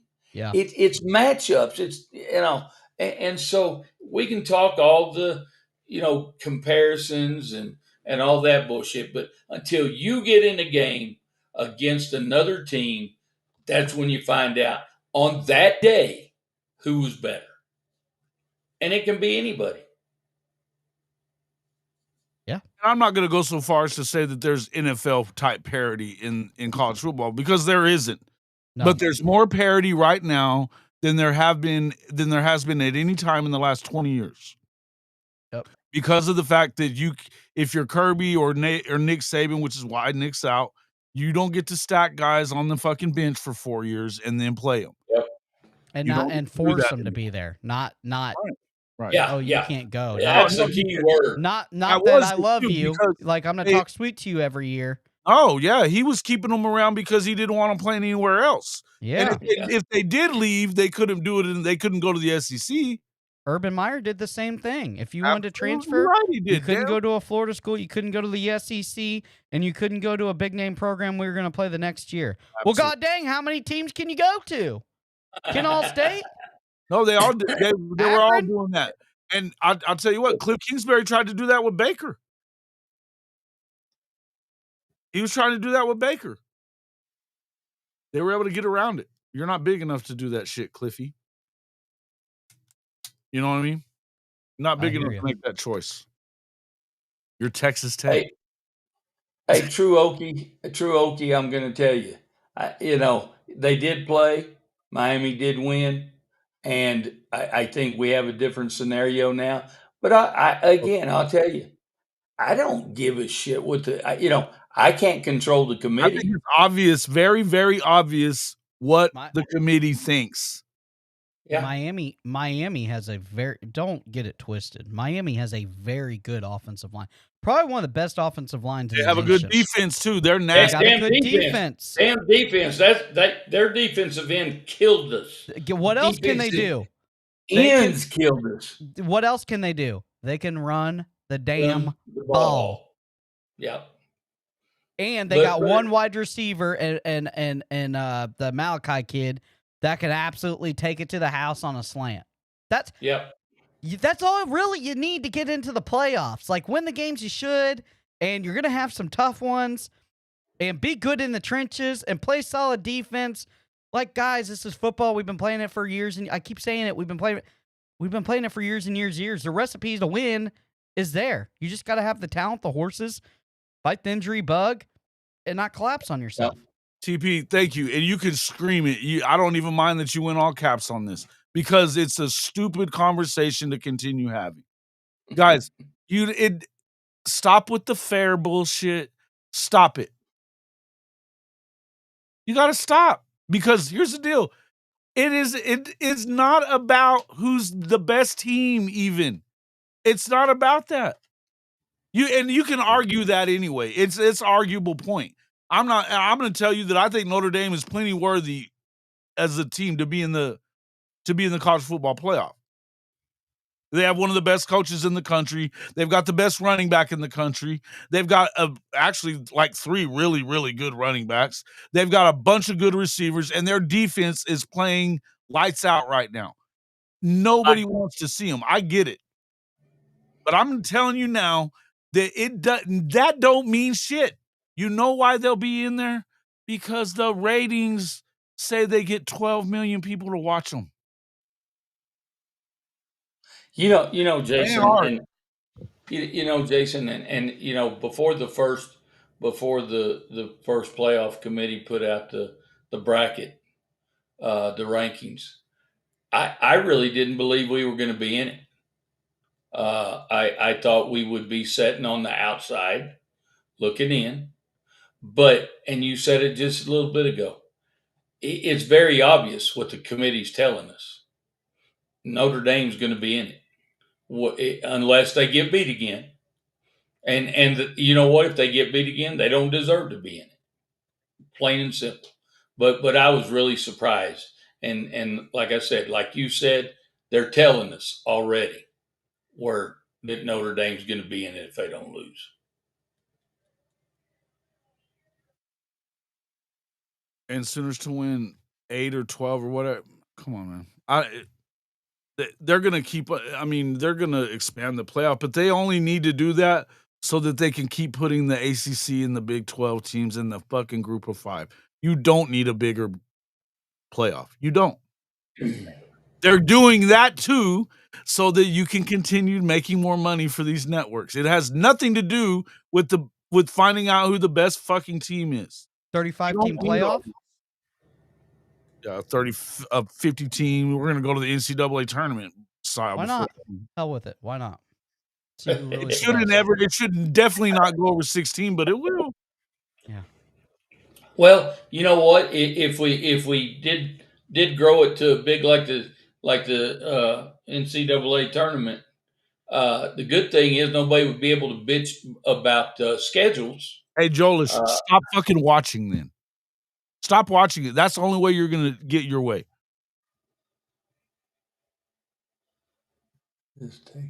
Just take the top 12 market teams with the most views. Have them skip their whole season. Yeah, just stop watching it, man. The only way you're going to here's the biggest thing, all the bitching that goes on. I hate college football. Every year their viewership goes up. Every fucking year. Yep. Yeah.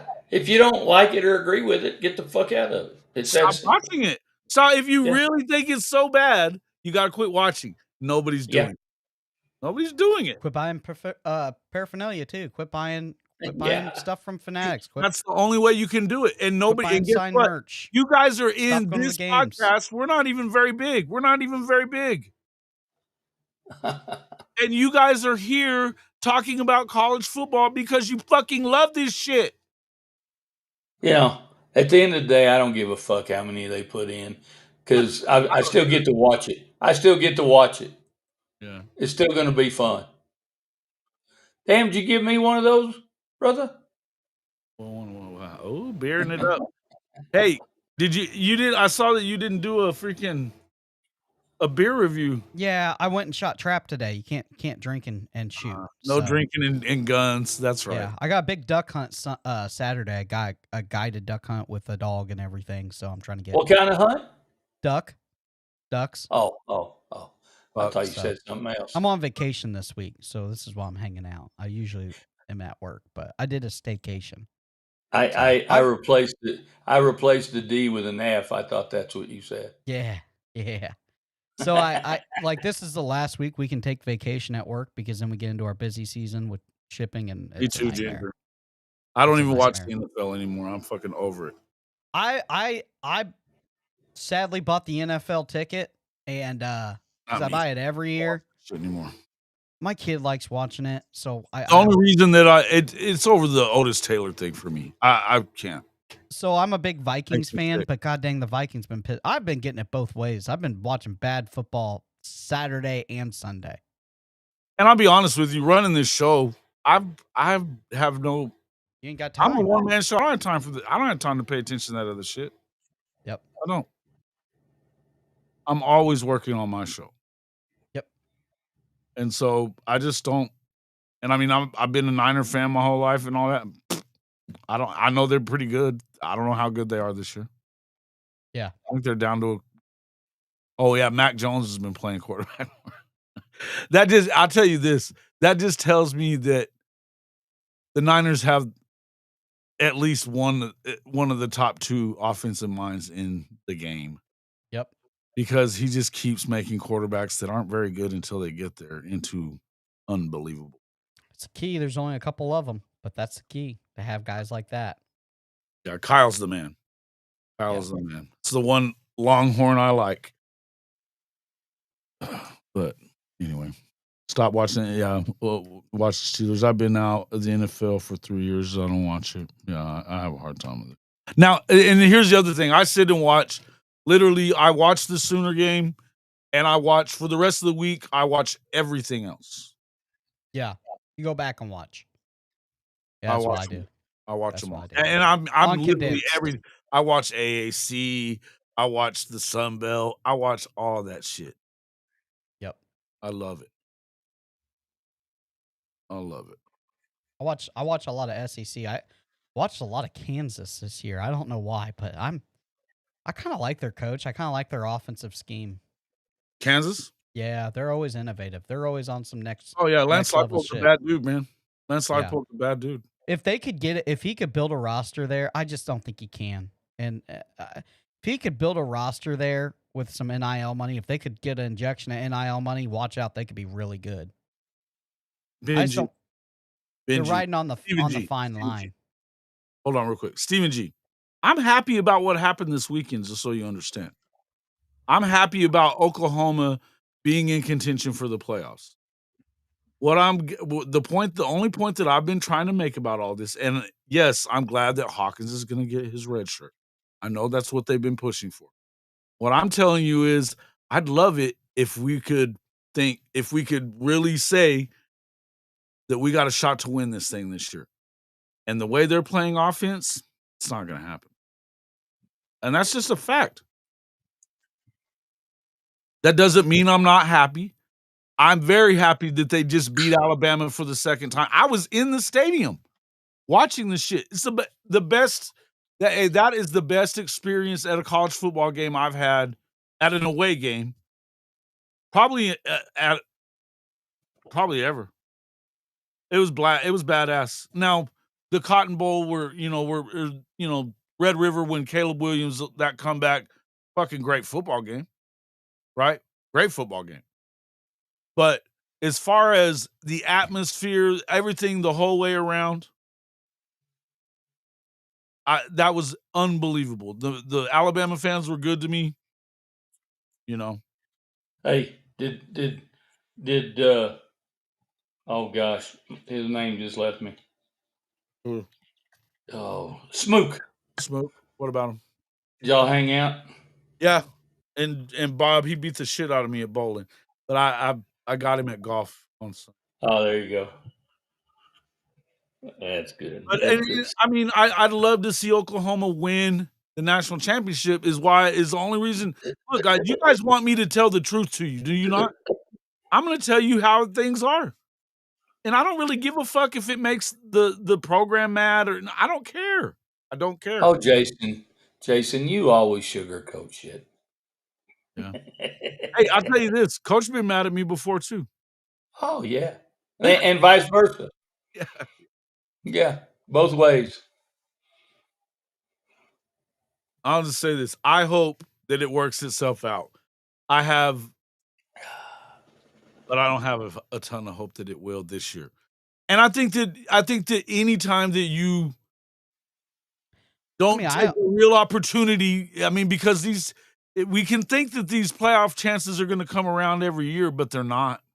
No. Yeah, they will. They will, because they're going to go to 16, 50 and all that other 50, shit. Yeah. 75. I think that the number that they're at right now, I think that it's making more games that matter, right? I think all these games that matter. The only thing I want is G5 playoff play in one of the bubble teams. Yes. Hey, well, you know what I want? You know what I want? Cody, great idea on that one, by the way. If we're going to keep letting the G5 in, they should have to play the number 12 seed for that spot. But you know what, guys? Here's the deal. They don't need to be playing in this son of a bitch. I agree with that.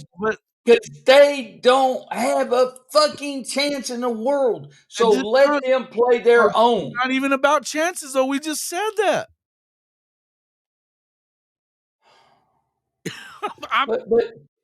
But why not have a G5 champion, national champion? I don't get it. I mean, play in your own damn Because league. nobody's gonna. Here's the thing. I mean, us crazy asses will watch that shit, right? But not the. It won't make money. It won't make the kind of money that they can make by getting in one time. Yeah, that's true. It won't. Okay. And it's okay. I get that. I'm gonna agree with you on that. Never fucking given in to them, but they did. So it's it's a moot point at this point. No, I agree with you.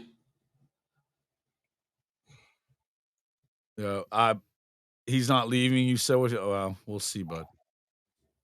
They need their own playoff, but they're not. Again, I said what I said. That shit ain't going to happen because there's no money in it. You have to find somebody who will promote it as some. I mean, look. I think if you did it to where you could relegate leagues or teams or whatever, like they do with soccer in, in Europe and stuff, where you could relegate them to a lower league, then that might work. Just have them play one game. No, I'm with you. Yeah, that's all I gotta do. They're talking about doing a G5 playoff, and then it would, that way you could, relegate programs and do this and that. Look, G5 I don't think that there's not enough diehard crazy asses like us that'll watch everything that would keep that thing afloat. I just don't think there are. I just don't think they should get the auto bid. Like that's wild to me. And if you want to play a bubble team, play a bubble team that Army Navy week. It's one extra game. Make it prime time Friday night or Saturday night or whatever you want to do. Hey, 7:30, brother. Yeah. I meant to tell you that before we talked the other day, and I forgot to say something about it. I loved that idea when you guys were talking about it that day. By the way, High Top, if you guys ain't watching High Top Sports, I gotta know what the fuck you're watching. Because it's fucking entertainment right now. Pure entertainment. Great stuff. They talk about everything. They argue and fight as much as we do. I mean, the show is legit. The show is fucking legit. It's on before us. It is. I love High Top Sports, man. every day. We're on every day. Every day. Morning show. We're the only morning show with a beer review. It's pretty fucking really. Good. Yeah, we do because you work nights. Yeah, I work nights, so I get away with it. In the morning. I like it. Yeah, we do a beer review every morning, Monday through Friday. Coach, you only drink one beer though, or else I was thinking about stealing that from Michelada. Yeah, that's what you drink every time. You know how us dumb Mexicans are. Yeah, I didn't say that. I just bought a oldie but a goodie. You remember Killian's Irish Red? Killian's. I just found it again. Did you? No. Yeah, they don't carry it a lot here. Like that thing's like you gotta search for a little bit. And I found that thing, and golly, I can't wait to beer review that thing tomorrow. The guys are gonna be juiced. Have y'all done a Grolsch? Nope, not yet. There's another good one to have. That's not even why either.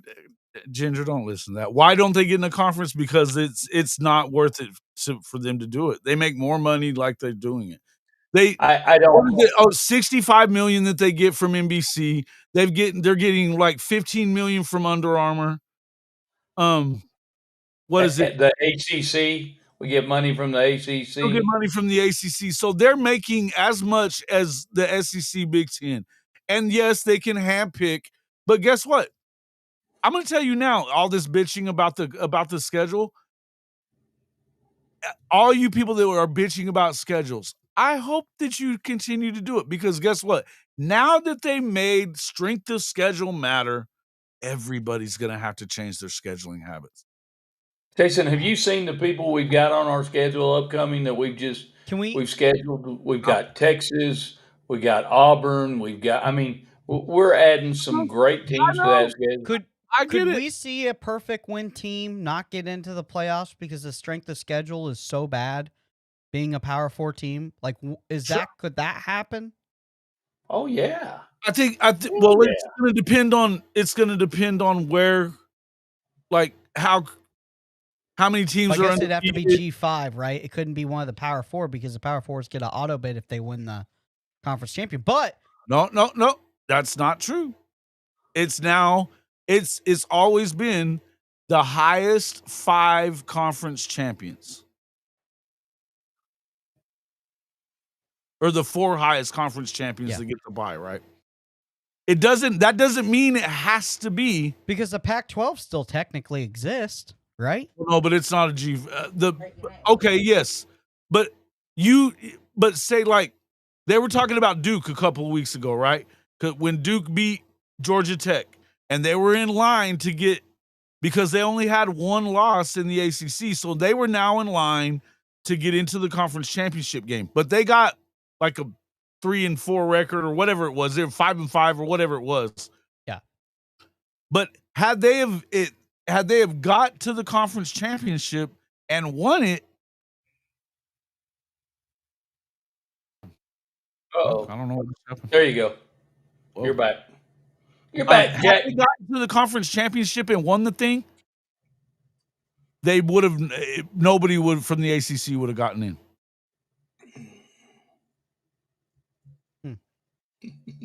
Because Tulane would have been in front of them, whatever. It probably is. It would have been a second G5. Yeah, it would have been USF. That's right. Tulane USF. Or James Madison.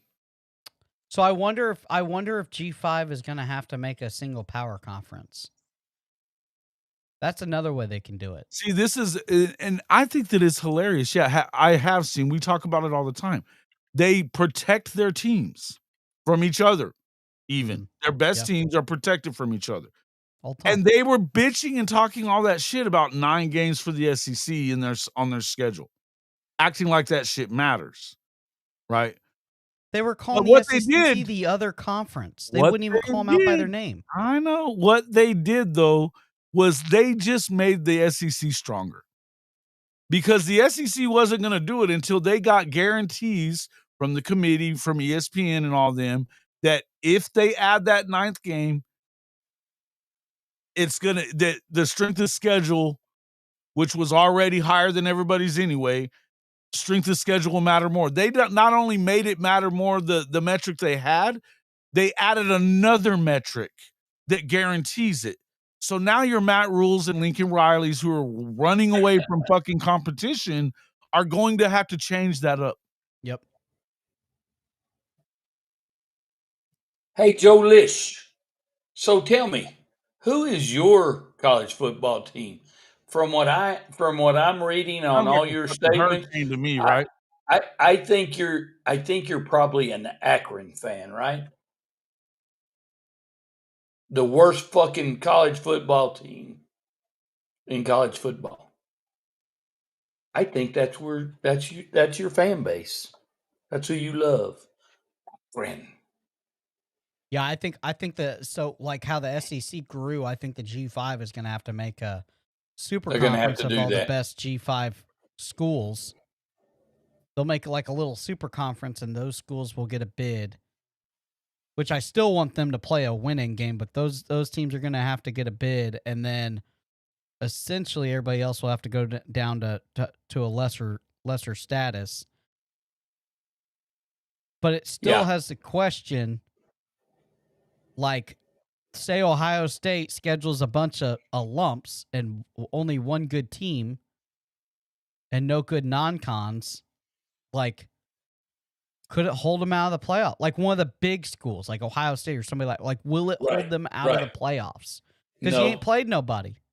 Right, but like IU's played. No. IU, as great as they've been, have played nobody. The only people they've played is what, Oregon and Illinois and Penn State. Yeah. Penn State's coachless. Illinois is not very good. Man, Oregon's got all the goddamn talent in the world, and they still can't figure it out, which still blows my mind. I don't know what Dan Lanning's doing up there. Yeah, he's sulking over not going to Alabama. Probably should have. I'm telling you, going back to the Alabama piece, I don't care who followed Nick Saban. It's going to be they tough. were not going to be successful. I just and I'm not talking about just wins and losses successful. There's a lot more that goes into success than just wins and losses, although that's what we all look at. But there's more to that in a football program. Yeah. And it's hard to follow a Nick Saban.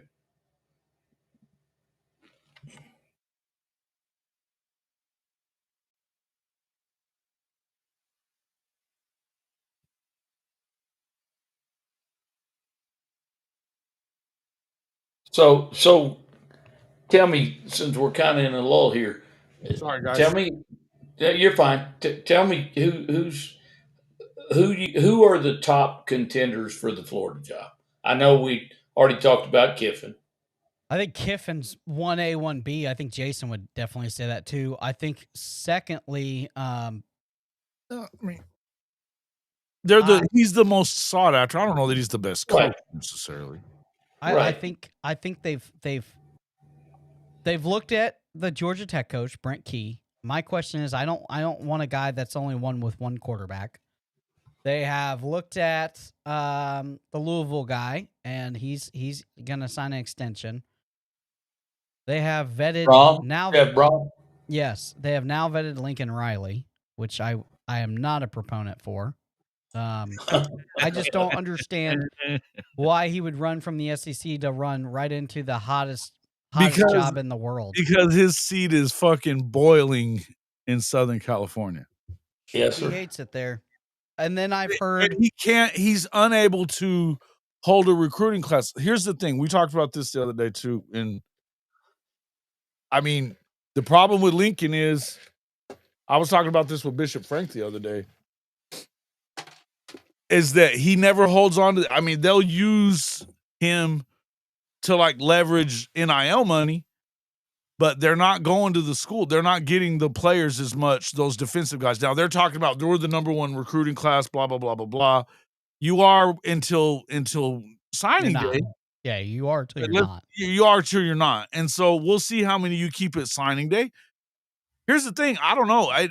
He's last year they dropped to like 15th from number one. Yep. You know what I mean? So he hasn't gotten the guys he's like. He doesn't do well in-state recruiting, and they're pissed off about that shit. When the top 10 California kids are all going to Oregon or Bama, that's not good. No. Man, Pete Carroll, he didn't lose anybody from California. Nobody. Unless he wanted to. Yeah, I also another one is Jed Fish, a UF alum. I'm not high on. I don't know. He's lost more than he's won. I know he's taken two. I think he's a lot better than you think he is. I just the record's not good. I understand he's taken two dumpster fire programs over in Arizona and Washington. And he's you kind of turned them around. But brother, you just lost to Wisconsin last week. Won that doesn't 10 look games good. 2 years after Arizona won one fucking game. I know. It's just not. It's not flashy. Oh, for fuck! It's hard. It's hard when you go from Lane Kiffin to Jed Fish. Do something here, Coach. It's not flashy. He would crawl over glass to take that job because he's a Florida guy. I know. Yeah, I know. I think he would be a good hire. I would take Fitch. I would take Ryan, man. I would take Fitch over Lincoln, but Lane is number 1, 2, and 3 for me. Well, I think that I told you I think it's happening. From what I'm hearing, I think it's happening. But and I can tell you, there ain't no fucking way that Lane goes to LSU. I don't care that he went out there. That's all for show. I'm telling you now, it's Florida. There's no way you can take that job, Professor, when they fucking BK the way they are. I know. There's no way you can do that. What do you think? What do you think his success is at Florida after you've seen him at Ole Miss for 6 years? I think he'll do fine. I think it recruits itself anyway, and he's a good recruiter. But he'll bring in a good defensive guy. They don't have a hard time getting good defensive guys. I think Lane will be fine. And I tell you something else. He's going to have a great fucking quarterback. Number 1, number 2, and number 3. He is. That's the coach whisperer or the quarterback whisperer. He does a great job. He does do a great job. Is that? Do you feel like that's a guy that You know, Alabama's best quarterbacks were when he was there. Do Not you when feel Sark like was Lincoln's there, a when guy he that was could there. go to Florida and compete for a national title? Oh yeah. In a 2 to 3 years. Oh yeah. He's already competing with Kirby at Ole Miss. I know. And Florida's already competing with Kirby anyway. I know. With sorry ass G5 Billy. I know. Like, could we just get Lane Kiffin and take this thing to the stratosphere? I think he could. It'd be great. Personally, I think it's also fair to say that he has never won anything. He hasn't. There's no guarantees. I'm gonna tell you from what I'm hearing. If he does go with Florida, if he does sign with Florida, it's gonna be. I'm not putting numbers or anything out there. It's gonna be shocking. It's gonna be jaw dropping. They are so in on him. It will be. It's gonna be like, oh boy, they really just did this. It's long and it's expensive, but you know what? If you win natties and you hoist trophies, it all pays itself off at the end. Am I wrong? Well, I'm going to tell you something, and I'm not a popular guy for this either, which I don't give a fuck if I'm popular or not. But I will tell you this: I think coaches' salaries at that level are absurd. I think they're out of line. Unfortunately, that's the way it is right now. I truly believe coaches should draw a base salary, and the rest of it should be performance based. Because if you're worth what you think you're worth, Yep. then put your nuts on the grill. Prove it up, baby. Prove it up. You know. Here's the thing: is you got a guy in Jimmy Sexton that runs the whole organization. I mean, he's an agent for most of these guys, so it's like you're literally talking to him about paying out a coach that you just fired, and turning around and talking to him about the coach that you want to hire, and it's the same guy with the same clientele. It's a monopoly. Sexton's making more money than the coaches are. Oh, shit, God, that man. guy. And he gets a raise every fucking 6 months, man. Yeah. Win or lose. Yeah, I'm telling you, he's making more than the coaches are. That's why he keeps pushing those salaries, because hell, he's making a lot of damn money. Yeah, I ain't hating it for him. This is America, baby. With Lane Kiffin, he's gonna get $15 million. You know it's gonna get to 15, which means that Kirby goes up to 51 or more. Yeah, whatever. Well, I'm just saying, whatever it is, he's resetting the market. But Kirby Smart and Ryan Day will now go, and so will Dabo, has to go up over the top of that because they won. I've heard it just has to be $1 over Kirby, because Lane Kiffin wants to be able to text the group chat when Kirby says something slick to him. But the he salary can't, amount. But he can't. But no, the Kirby's contract says that he has to be the highest paid by $1. By $1? So he automatically gets a raise? Hmm? So let's say Kiffin gets same as Saban, right? So say Kiffin gets $16.5 million for 10 years. A year. $16.5 million a year for 10 years. So Kirby Smart automatically gets a raise? No. Boy, who's writing that contract? That's almost as good as your boy down at Okie Light. Sexton. You just said it.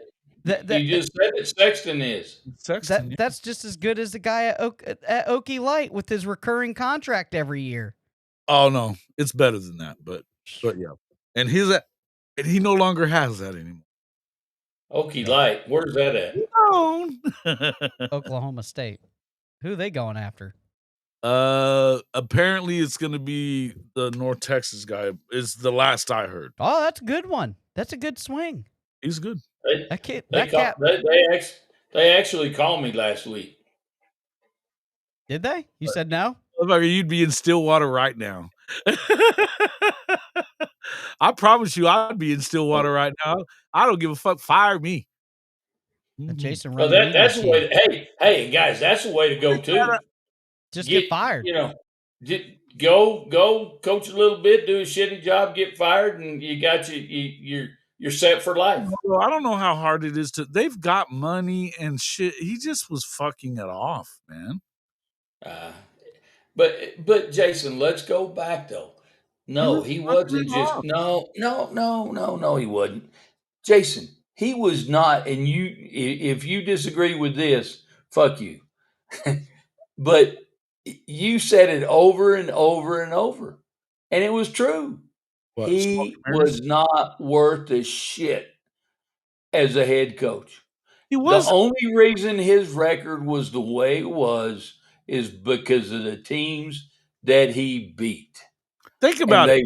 Their non-con schedule was a joke all the time, and when it wasn't, he lost to those teams. His best wins out of conference in the whole time he was there were against 8-5 teams, 7-6, 8-5 teams, and we're talking power conference wins. Now, power conference. So, and then on top of that, it just so happened to coincide with Nebraska and Mizzou and A&M and all them fucking leaving the league. And Texas becoming shitty. And they never beat Oklahoma. He beat Oklahoma 4 fucking times in 20 years. Biggest rival. Yeah. Well, who else gets away with that? Who else gets away with that? With losing to your rival that many times. I was talking about this. Imagine James Franklin. James Franklin would not have made it at Oklahoma for fucking half that amount of time, losing to how many times that he lost to Ohio State in a row? There ain't no fucking way you get away with that at OU. No. There's no way. And I'm not even saying that I think James Franklin's one of the better coaches that's out there on the market. And now he's not. He's with Virginia Tech, but he's a good coach. He's just not an elite coach. Yeah. And that's y'all were talking about that earlier. Guys, there's a cut line there.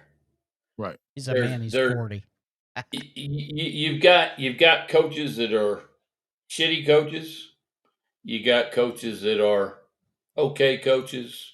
You got coaches that fall in the good coaches, and then excellent coaches, and then just the extreme best coaches in the country. And you have coaches that fall into all of those categories. Obviously, we know the closer you get to the top, the smaller the group of coaches are in that elite.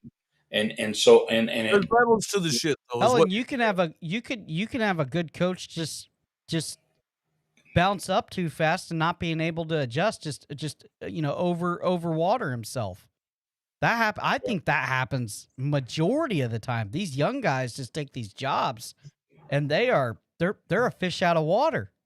Or you can have a Kalen DeBoer jump up and a job be too big for you. Yep. Because I think he's a great coach. I just think he's I can't believe he took that job. I really. No. You have to take that job though. I mean, I guess. Fucking Bama. I know, but you really want to be the guy to replace Nick Saban? I mean, you gotta have big old set of nuts on you. No, I'll give him that. Yeah, but when they come to you, and don't make no mistake, if they went to anybody else, they went to Sark. Other than that, they didn't go to anybody else. How do you think that thing would have turned out? Same. I think that, and I'm going to tell you, I'm not completely out on fucking Kalen DeBoer yet. I'm not, but I think that there's a disconnect. I'm not sure. I think that they're still really good because they still got a lot of talent, but they are a little soft, man. And this offense. But how long you keep losing a game here and there, and those things start stacking up, and the seasons don't start looking like what they're supposed to, and you start Hey, missing so- national so- championship runs. Gundy was good. Good is on another level than elite and really good. He isn't. He's not ever. He was never that. They're in. Winning, being the greatest in Oklahoma State history is a fucking low bar, by the way. Yeah. Yeah. So, I mean, I'm just saying, it was smoke and mirrors. Gundy, it was always in. Look, he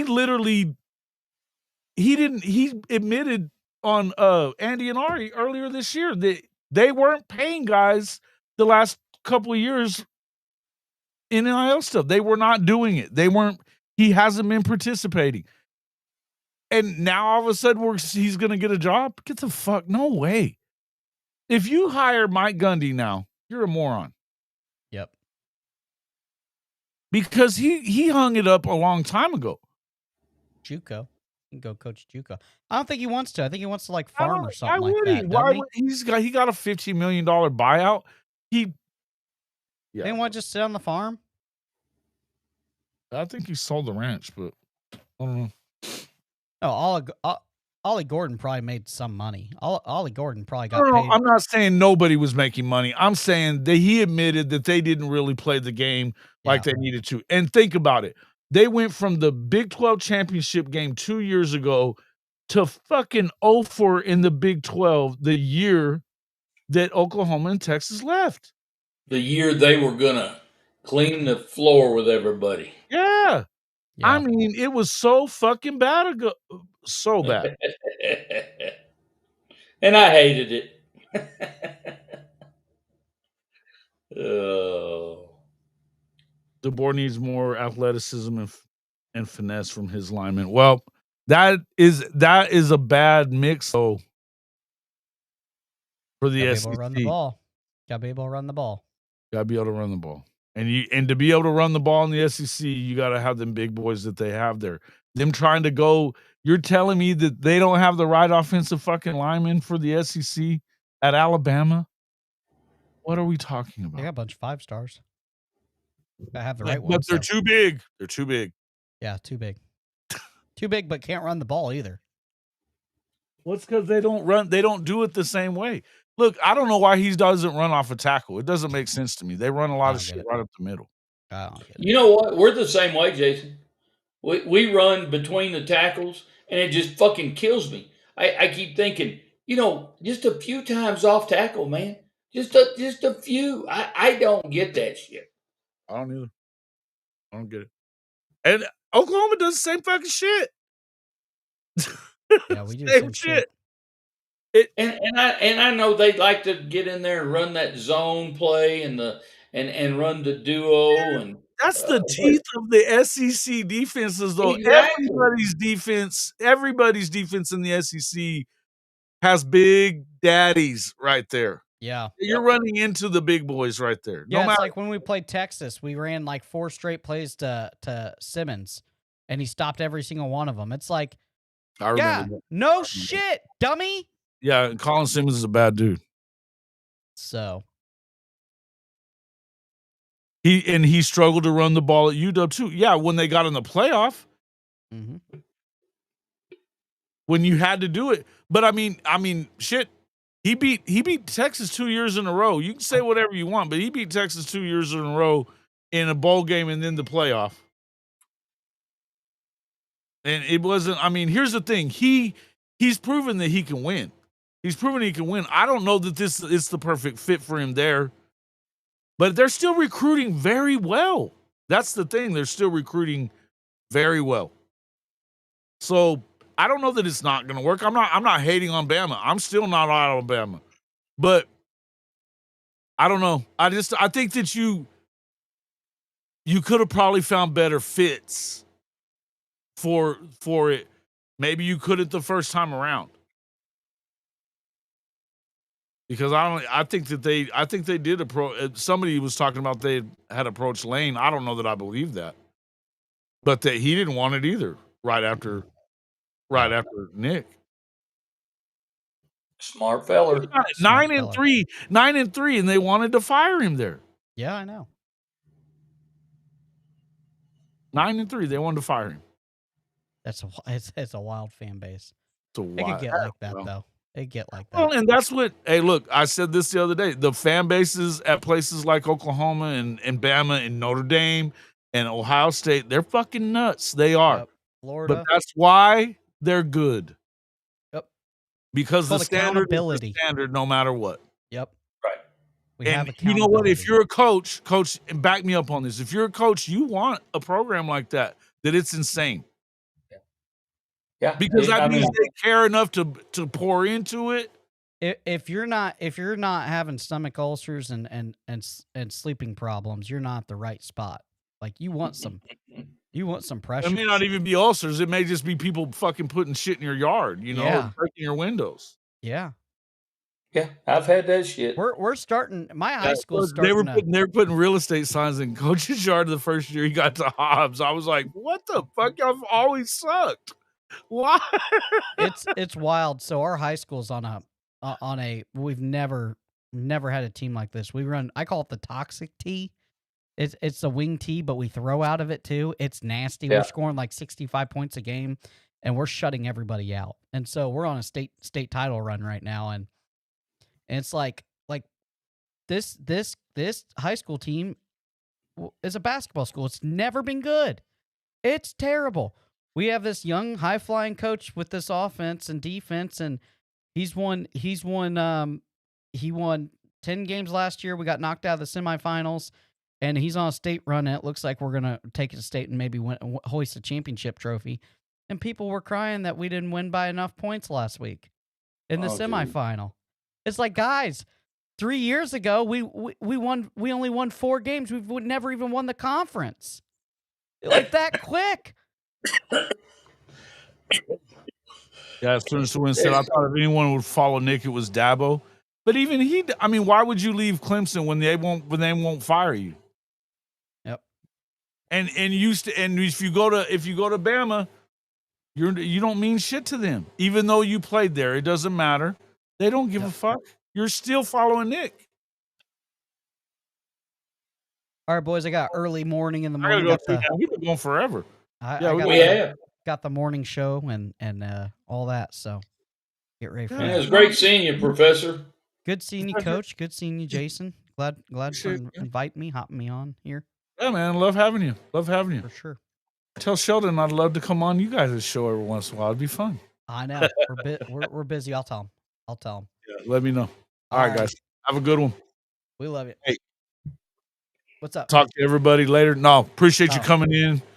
Make sure you guys get over there. And if you're not watching High Top Sports, you're not watching the best show out there. It's the best show out there. Appreciate it, man. Yeah. Appreciate it. We've been getting that a lot lately. Best show out there. Best show on YouTube. It's the best show on YouTube. You know, I think the best thing about it is you can get a flavor for each show has its own dynamic flavor. If you want rowdy and roughness and an F-bomb every now and then, the morning shows are for you. Yeah, it's awesome. A Champs Corner on Monday. We have Stephen Harris right there behind me, national champion winner, defensive tackle. He breaks down all the film and everything, and then we have the boys on Wednesday. So, and then we do the live game stuff. You know, if you got a bye week, come hang out with us for a 4 Somebody was just talking about they love the watch-alongs too. Yeah, the watch-alongs are great. We're doing it for basketball too. Yeah, so we got a pretty good basketball team. But I appreciate you guys. Great network, man. Appreciate you, brother. See you. All right, man. Coach, anything else you want to throw out there, talk about before we get out of here? Go Irish. Go Irish. Yes, sir. Hey, big weekend. I'll be back in the morning. We'll talk a little bit more about this shit, but I'm getting to the point where I have a column that I'm working on, but I don't even know. At this point, I don't know what to say. I don't know what good it's going to do because nobody's listening. And I think, never mind. If they're bitching, they're listening. True that. And they're definitely bitching. They're listening. All right. Not everything's got to be positive. That's factual. Appreciate everybody coming in as always. I'll yell at you because I love you when y'all piss me off. But is what it is. And I'm the same way. Yeah, I love everybody. Yeah. I if I didn't love this shit, I wouldn't do this shit. Yeah. So it is what it is. Ginger, we love you. Appreciate everybody coming in. All you guys. How many likes, buddy? We have 48. We got 42 people in here, so we've dropped off some. But yeah. Hey, we're kind of tapering off a little bit on our new subs. So we're still about 200 away, a little over 200. Not quite 200 away. Okay. But we'll see how it goes. Appreciate everybody coming in. I'll be back. I'll do a short show tomorrow, and then I'm on the road to be back in Norman. So we'll be back for the week. Be back there tomorrow. But yeah, appreciate everybody coming in. Make sure you check out my bookie to make your bets as the season comes down to its close. We'll see you on the next one. Love you, brother. Hey, Jason Watkins here with Hall of Fame College Football. And if you are ready to back your favorite team, the Sooners, and fade that Texas hype train every Saturday this fall, there's only one place to do it, my bookie.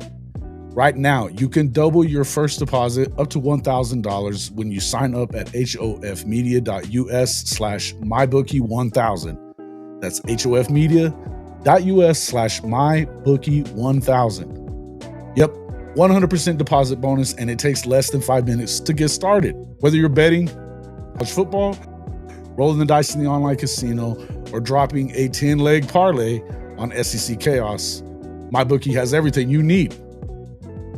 Bet anytime, anywhere, on the go, at the tailgate, or yelling at the refs from your couch.